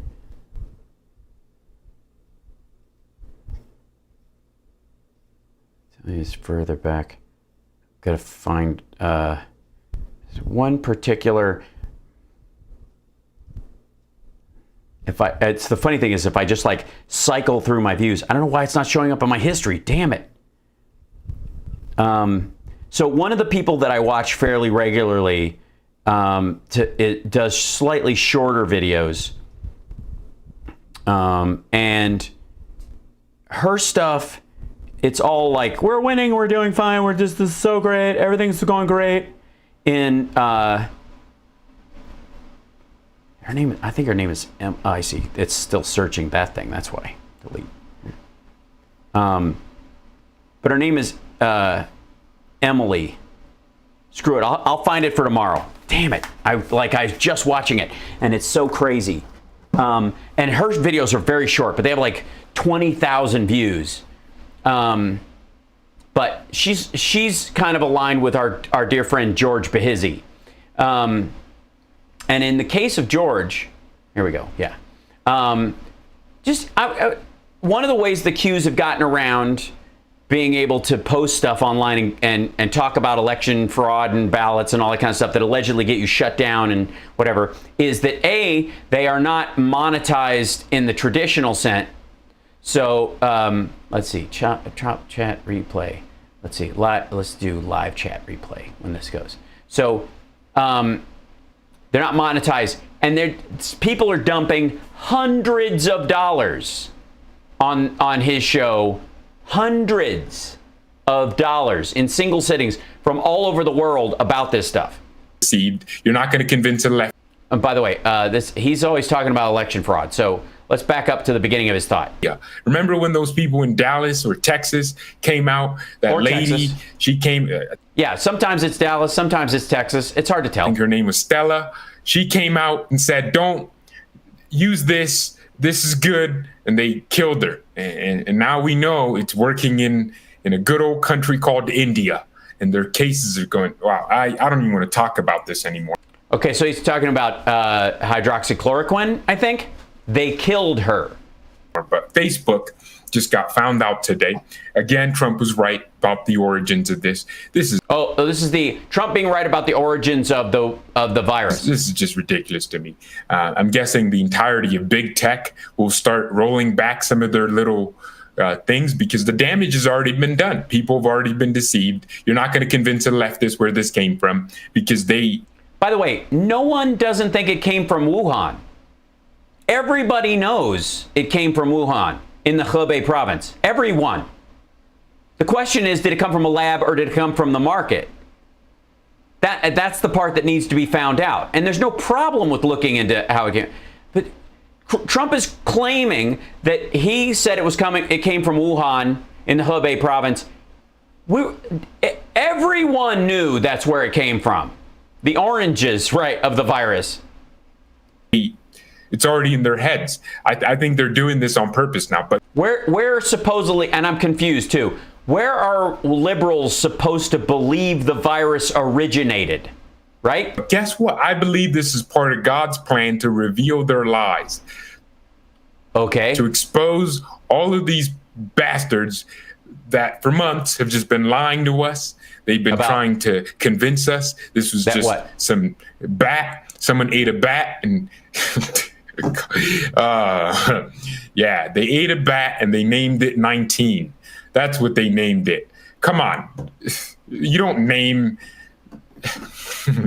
You name COVID. It's based on the year it was discovered. 2019. COVID-19.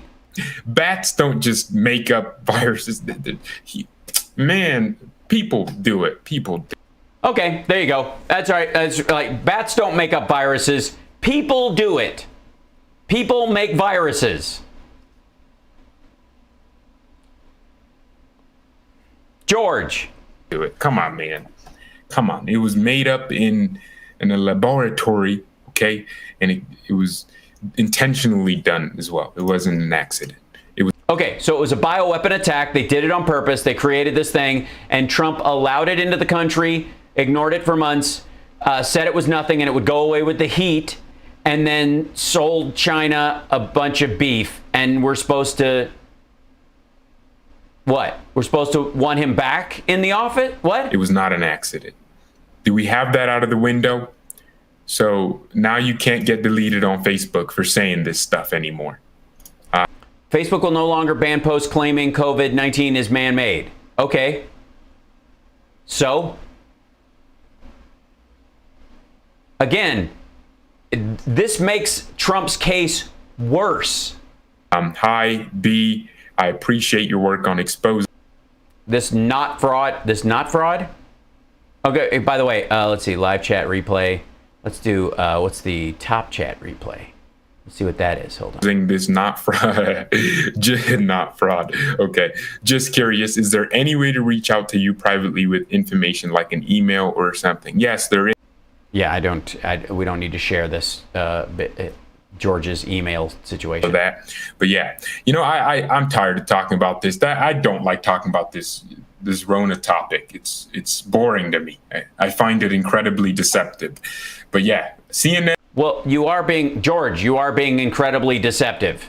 CNN's losing big. I want to show you this video. Alan Dershowitz is taking them to court. Okay, if that's your backup, you're in big trouble. I just wanted to point out that, like, that whole thing that, like, a big group of these assholes think that they're going all in on the Wuhan virus. It was made in a lab. It was released on purpose, not recognizing that literally means that Donald Trump was president during the largest biological weapon attack on the United States in the history of the world. And like beyond, I think, country to country, the largest bioweapon attack on a single country, because apparently it was intended for us and it just got the rest of the world. Like, you know, Italy is collateral damage, right? If that's the case, then he's Chamberlain with a snack tray. Remember, Alan was... Yeah, sorry. Okay. Last one, and then I got to let you go. Once again, happy to have her, Congresswoman Marjorie Taylor Greene, Republican of Georgia.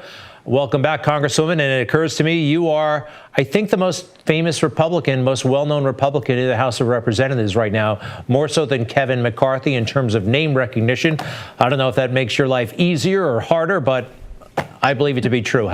Well, I think it matters what your name is famous for. How are you? I'm doing well, Greg. How are you doing? Terrific. Well, what about that high profile? Is it a hindrance? Is it a burden? Your life has changed remarkably. What's it like to be really famous, Marge? Because Greg has no idea. You're still a freshman and one of the most talked about.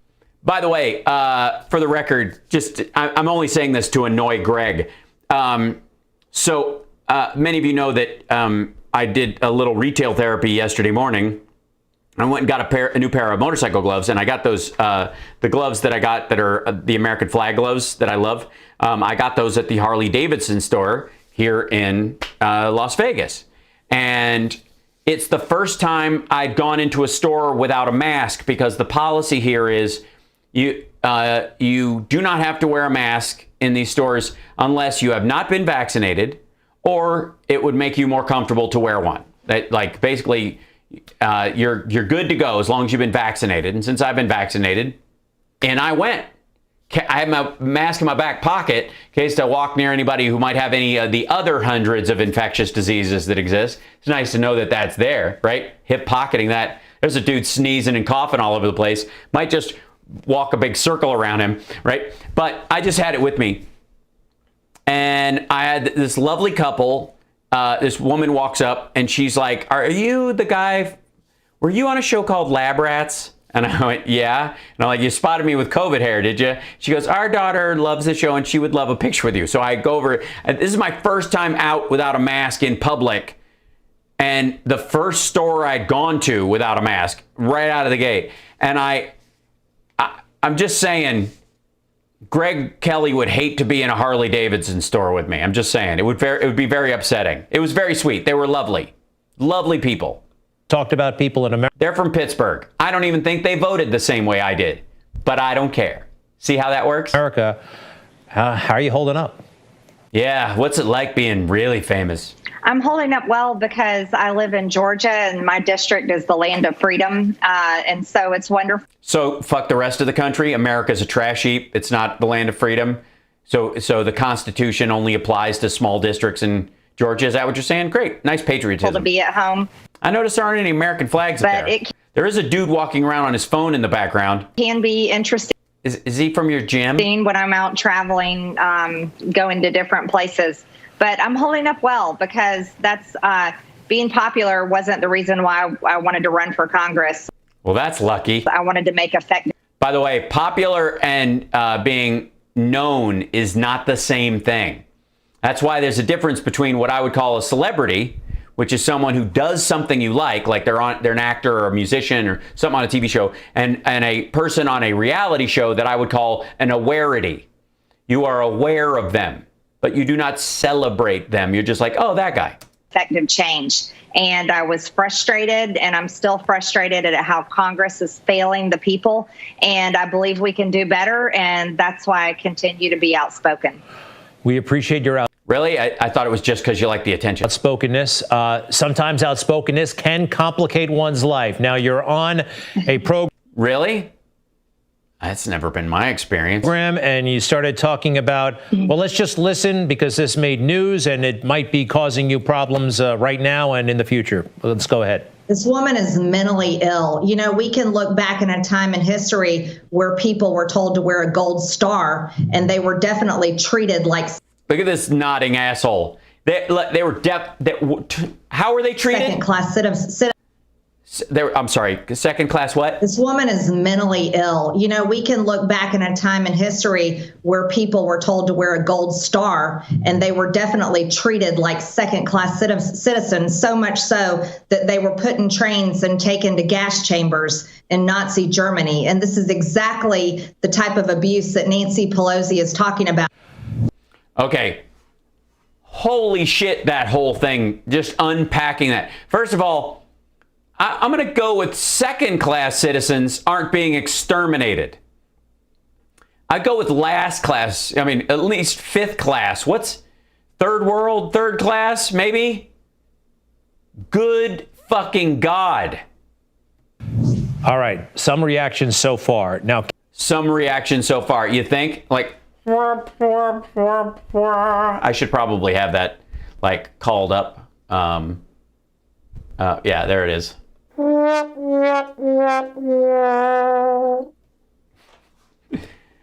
Tell us some of the reactions, now, Greg. Kevin McCarthy, the minority leader in the House, his reaction, and he's talking openly, I think, about expulsion, but Marjorie is wrong in her intentional decision to compare the horrors of the Holocaust with wearing masks is appalling. Let me be clear, the House Republican Conference condemns this language.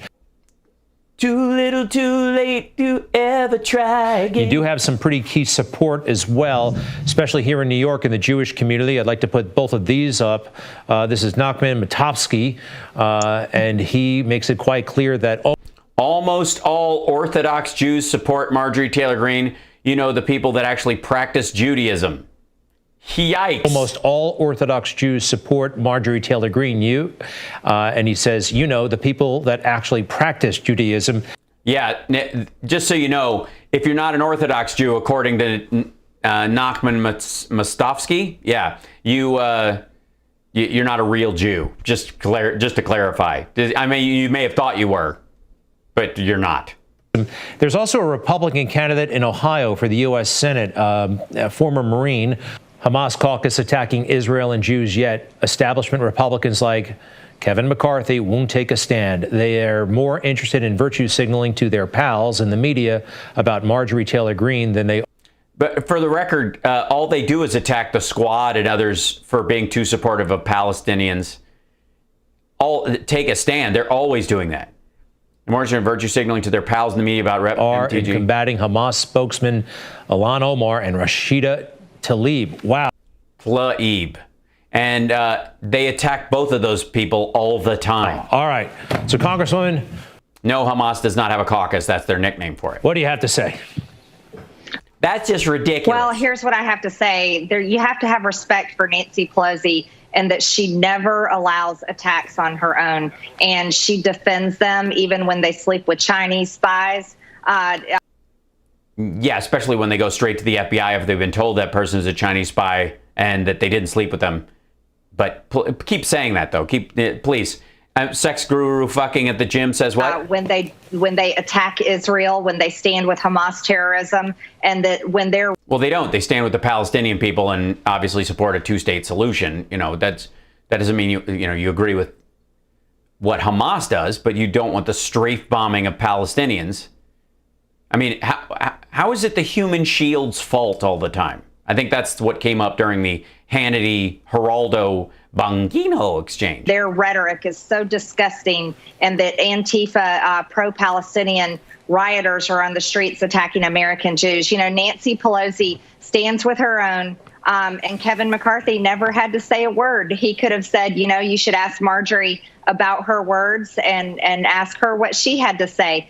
Yeah, he's in charge of the caucus. He doesn't follow what you say. You follow what he says, because he's actually gotten elected and pushed up and was chosen by the rest of your party for a role in leadership. So there's a hierarchy for a reason. That would have been the right answer for him. So it's unfortunate that he took this route, and he didn't even text me or It's not. It has nothing to do with fortunate or unfortunate. He didn't trip over what you said. call me, which is really a shame, before I found out, seeing it in the news, that he had said that.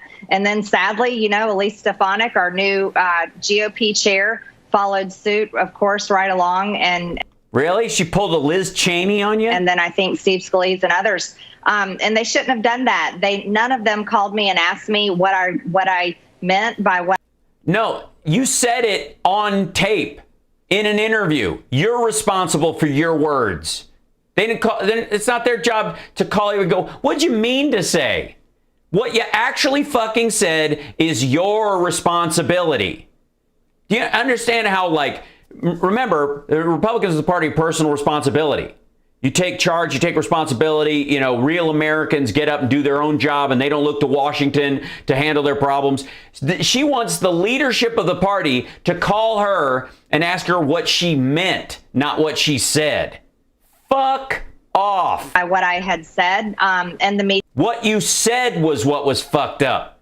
Media, as usual, twist and turn my words. Nobody did. You wanted him to call you so you could twist and turn your words and turn them into something else. You know, it's terrible how people are being treated in this country about masks and about vaccine passports. And they're not being treated in any way. They aren't.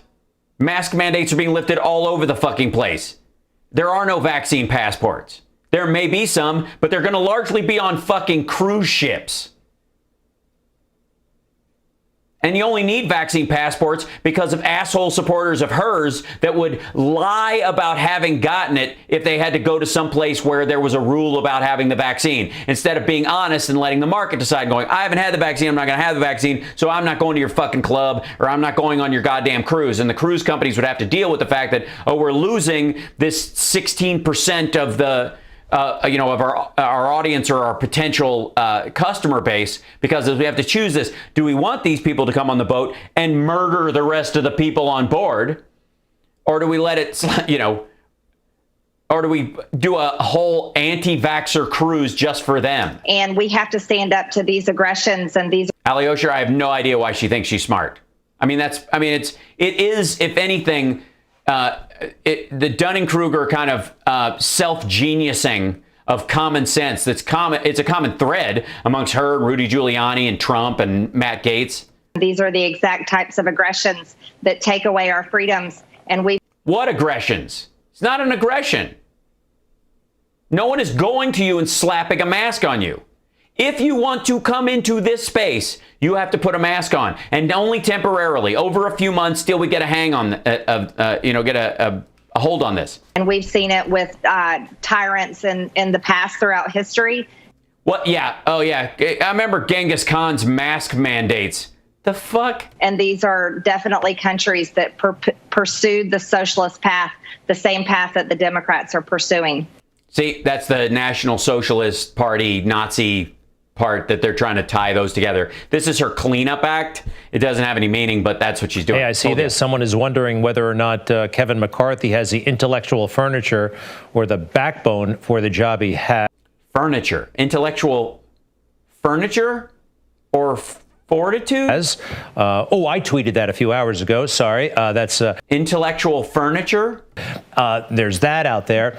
I would like to offer this, though. As you know, the Holocaust is without comparison, so that can set people off. Apparently it isn't, Greg. Apparently it is with comparison. And she's comparing it to a temporary mask mandate and a free vaccine. But it does seem like we're in this point where people... No, we're not in this point. She's in this point. They're being labeled. They're being labeled or typecast, a Karen, a racist, a white... A racist Karen. A racist Karen white supremacist. And so basically you're just reading her resume at this point. Or an anti-vaxxer. Yeah, she's an anti-vaxxer too. Yeah, she's a racist Karen, white supremacist, anti-vax. I think that's pretty much, yeah, nailed it. I mean, I don't think you're going to get much pushback from her. Rand Paul was on the show yesterday. He gets labeled a Karen all the time, usually by people who see him at the grocery store. He has death threats, and people are confronting him because he will not take the vaccination. And I think that, the segregation... No. It's not because he won't take it. It's because he actively pushes not to have it, and he endangers the people around him. And labeling people, it's reminiscent of some things we've seen before in history. Is it? What's it? Yeah. Is it? Yeah, it's the Holocaust is incomparable. You can't compare it to anything. But I'm kind of going to compare it right now because I'm Greg Kelly. I am kind of saying that, yeah, it kind of is. I mean, what's the difference between trains rolling up to concentration camps full of ovens to burn people alive and or gas them, or in Spandau where they would hang people in rows? What's the difference between that and a temporary mask mandate that currently is on its way out? Absolutely, Greg. Absolutely, Greg. You're completely right. Honestly, what was the big fucking deal about the Holocaust? Because that's what she's saying. Nobody who hears this thinks, even people that support her, thinks wearing a mask and vaccines are like being rounded up and put in gas chambers. But a bunch of her followers think that the Holocaust was bullshit and that the numbers have been inflated and it was more like 600,000 and these people were criminals anyways, and it was just how they got rid of some people who were fighting for the other side and they just couldn't waste the bullets because they were busy fighting the Russians. There's a bunch of people that support her that absolutely believe that.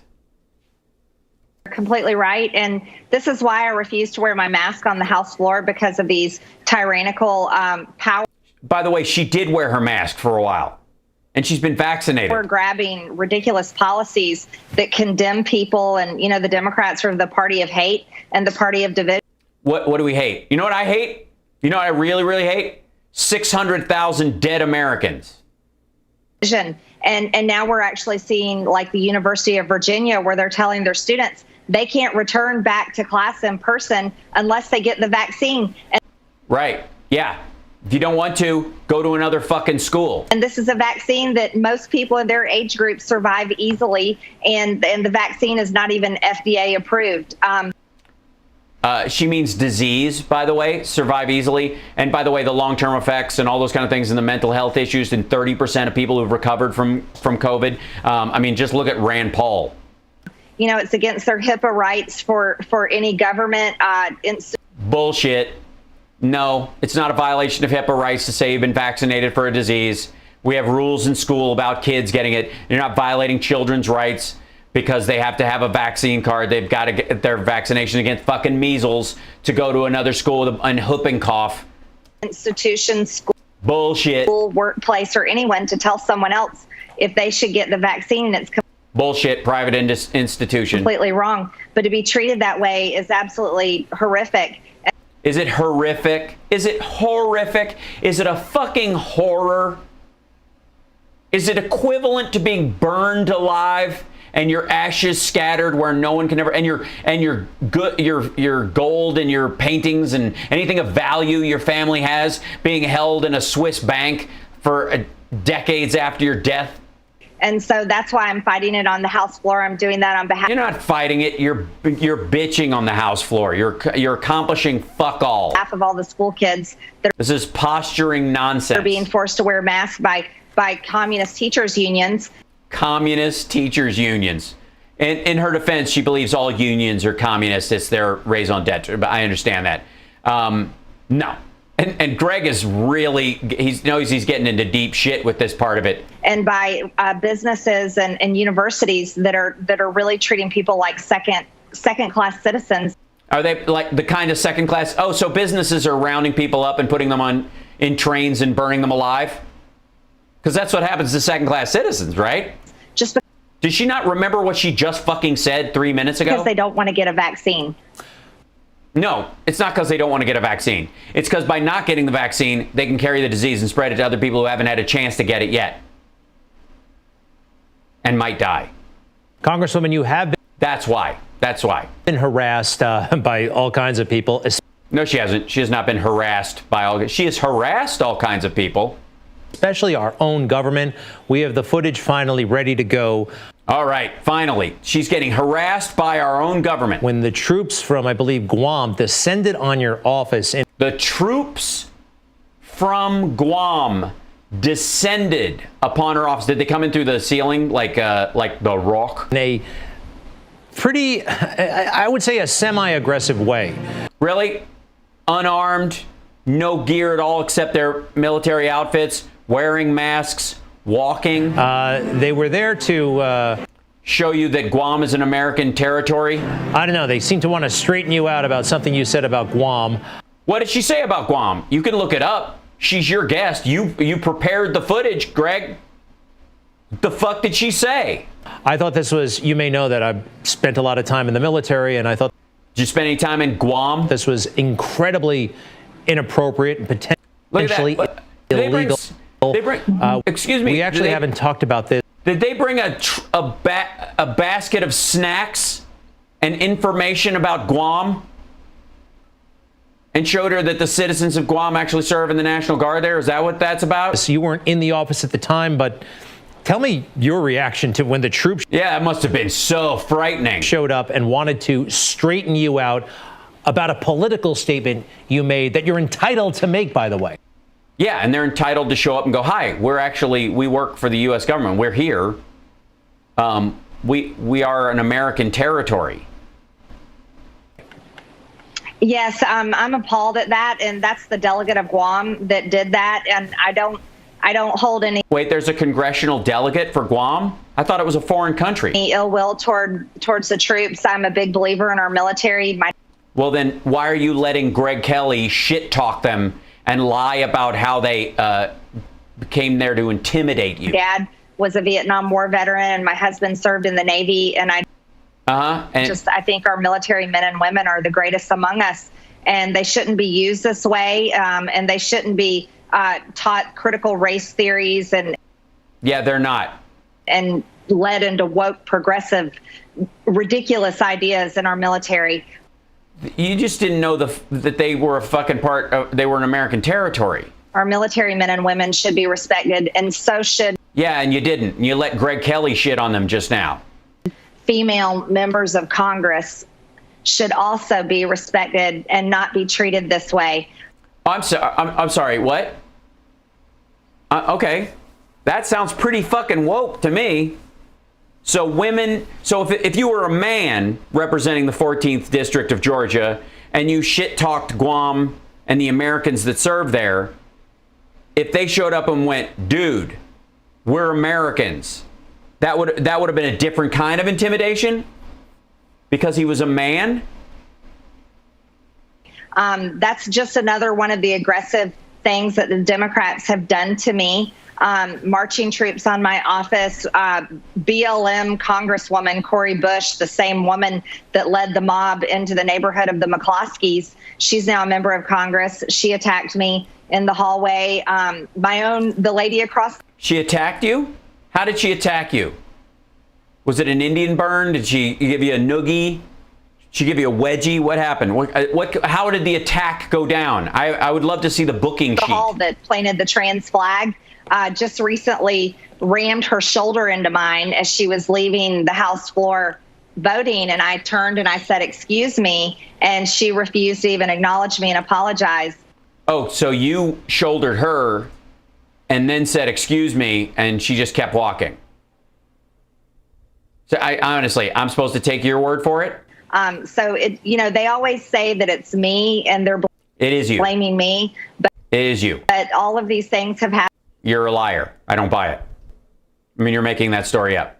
And you just shit on the military while saying you support the military. And then you created a double standard male to female that somehow you shouldn't have the National Guard show up and go, hi, we're Americans. at your door in their military outfits because that's what they serve in.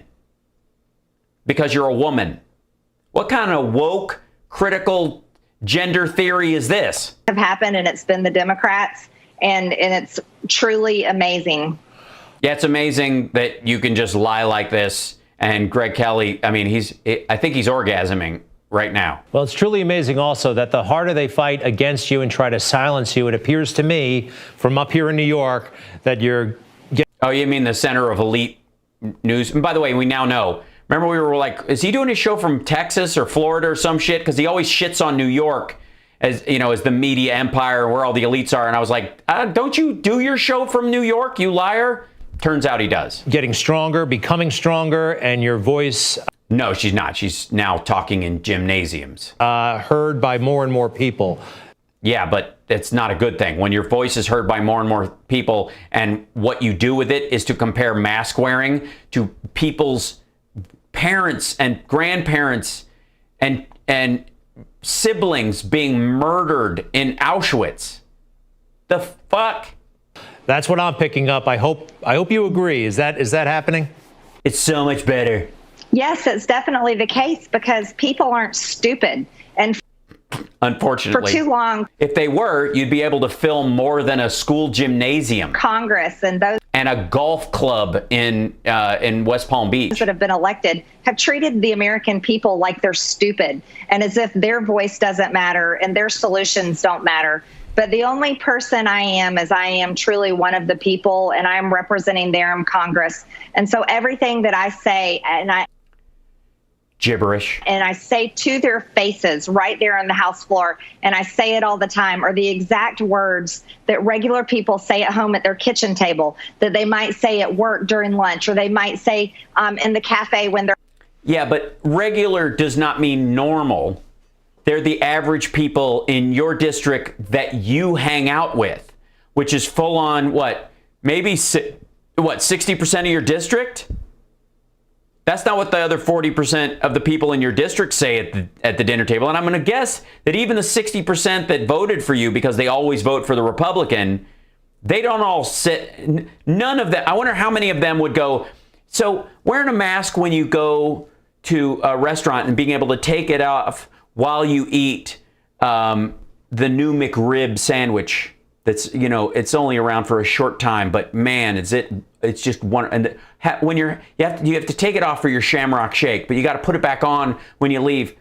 On a scale of 1 to Auschwitz, where would you put that? When they're having breakfast. I call bullshit. I'm going to guess that a huge fucking chunk of her constituents think that's a shitty thing to say. With their friends early on Saturday morning. Thank you for the hype train. Are we getting one?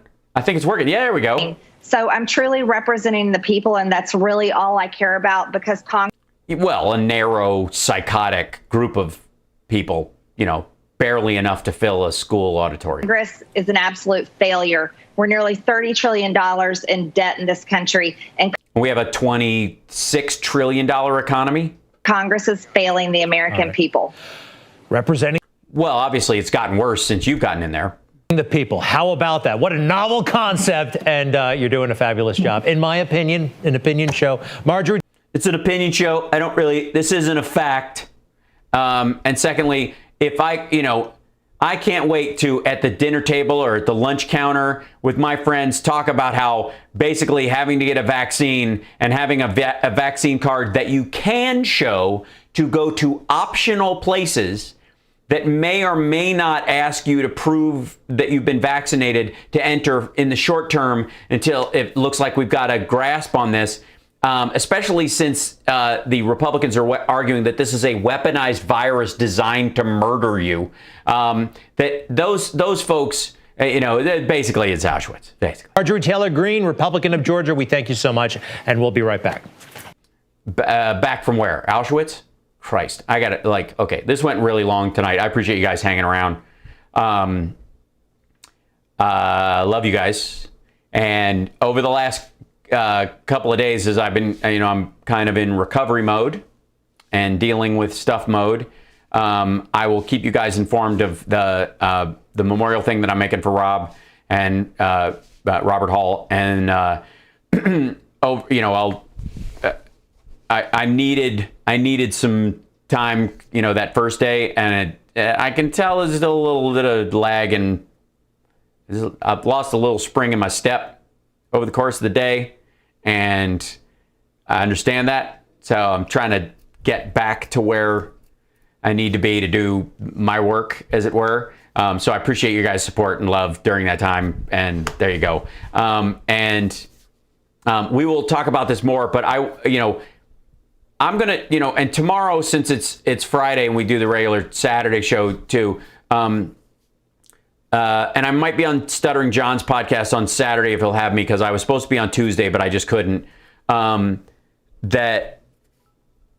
Tomorrow, I really do want to dive into some of the Arizona, Michigan, Georgia stuff these lunatics are blathering about, and that are basically supporting this kind of runaway attack on the elections that's ongoing. And there's literally nothing about these folks. None of this is going anywhere. Let me be abundantly clear. The attacks on the Georgia election, Fulton County, all that shit, Maricopa County, Michigan, Wisconsin, all of it is 100% without merit, for the record. We've been through all of Rudy's shit. We've been through all their accusations. We've been through all the Mike Lindell evidence, if you can even call it that, and it isn't. And it's all horseshit. And all their attacks will end up flailing and dying. And I can't tell you how much I'm looking forward to doing this show with you guys all summer, just to watch that meltdown happen. And then come August, when Trump is supposed to be back in office, and then let's say like the first, like right after Labor Day, watching that, the entire argument collapse around Labor Day is just going to be so beautiful. And I hope these people get some mental help somewhere, because a lot of them are going to have some crazy meltdowns around this. It's just going to happen. So it's already flailing and falling apart. Yeah, it's in its death throes. But watching it, them attempt this is kind of, it's been amazing watching just the videos as they try to justify and keep moving the goalpost. But I'm going to show you some of the stuff that I've been looking at. I'll get some fresh stuff because they keep saying the same shit over and over again. But I'll see what their latest stuff is tomorrow and gather some of that up for you. But man, it's, the reins are off. You can post all this stuff on Facebook again, all the stuff that, since we're post-election, post-January 6th. And it's just getting crazier and crazier. And the death spiral of this is going to be ugly. You can just feel it. Anyways, I adore you guys. I will see you guys tomorrow at the regular time, 3 p.m. Pacific time. Don't forget to like and subscribe, give a thumbs up, share our clips and the stuff that we, the little broken pieces that we're sharing with you guys.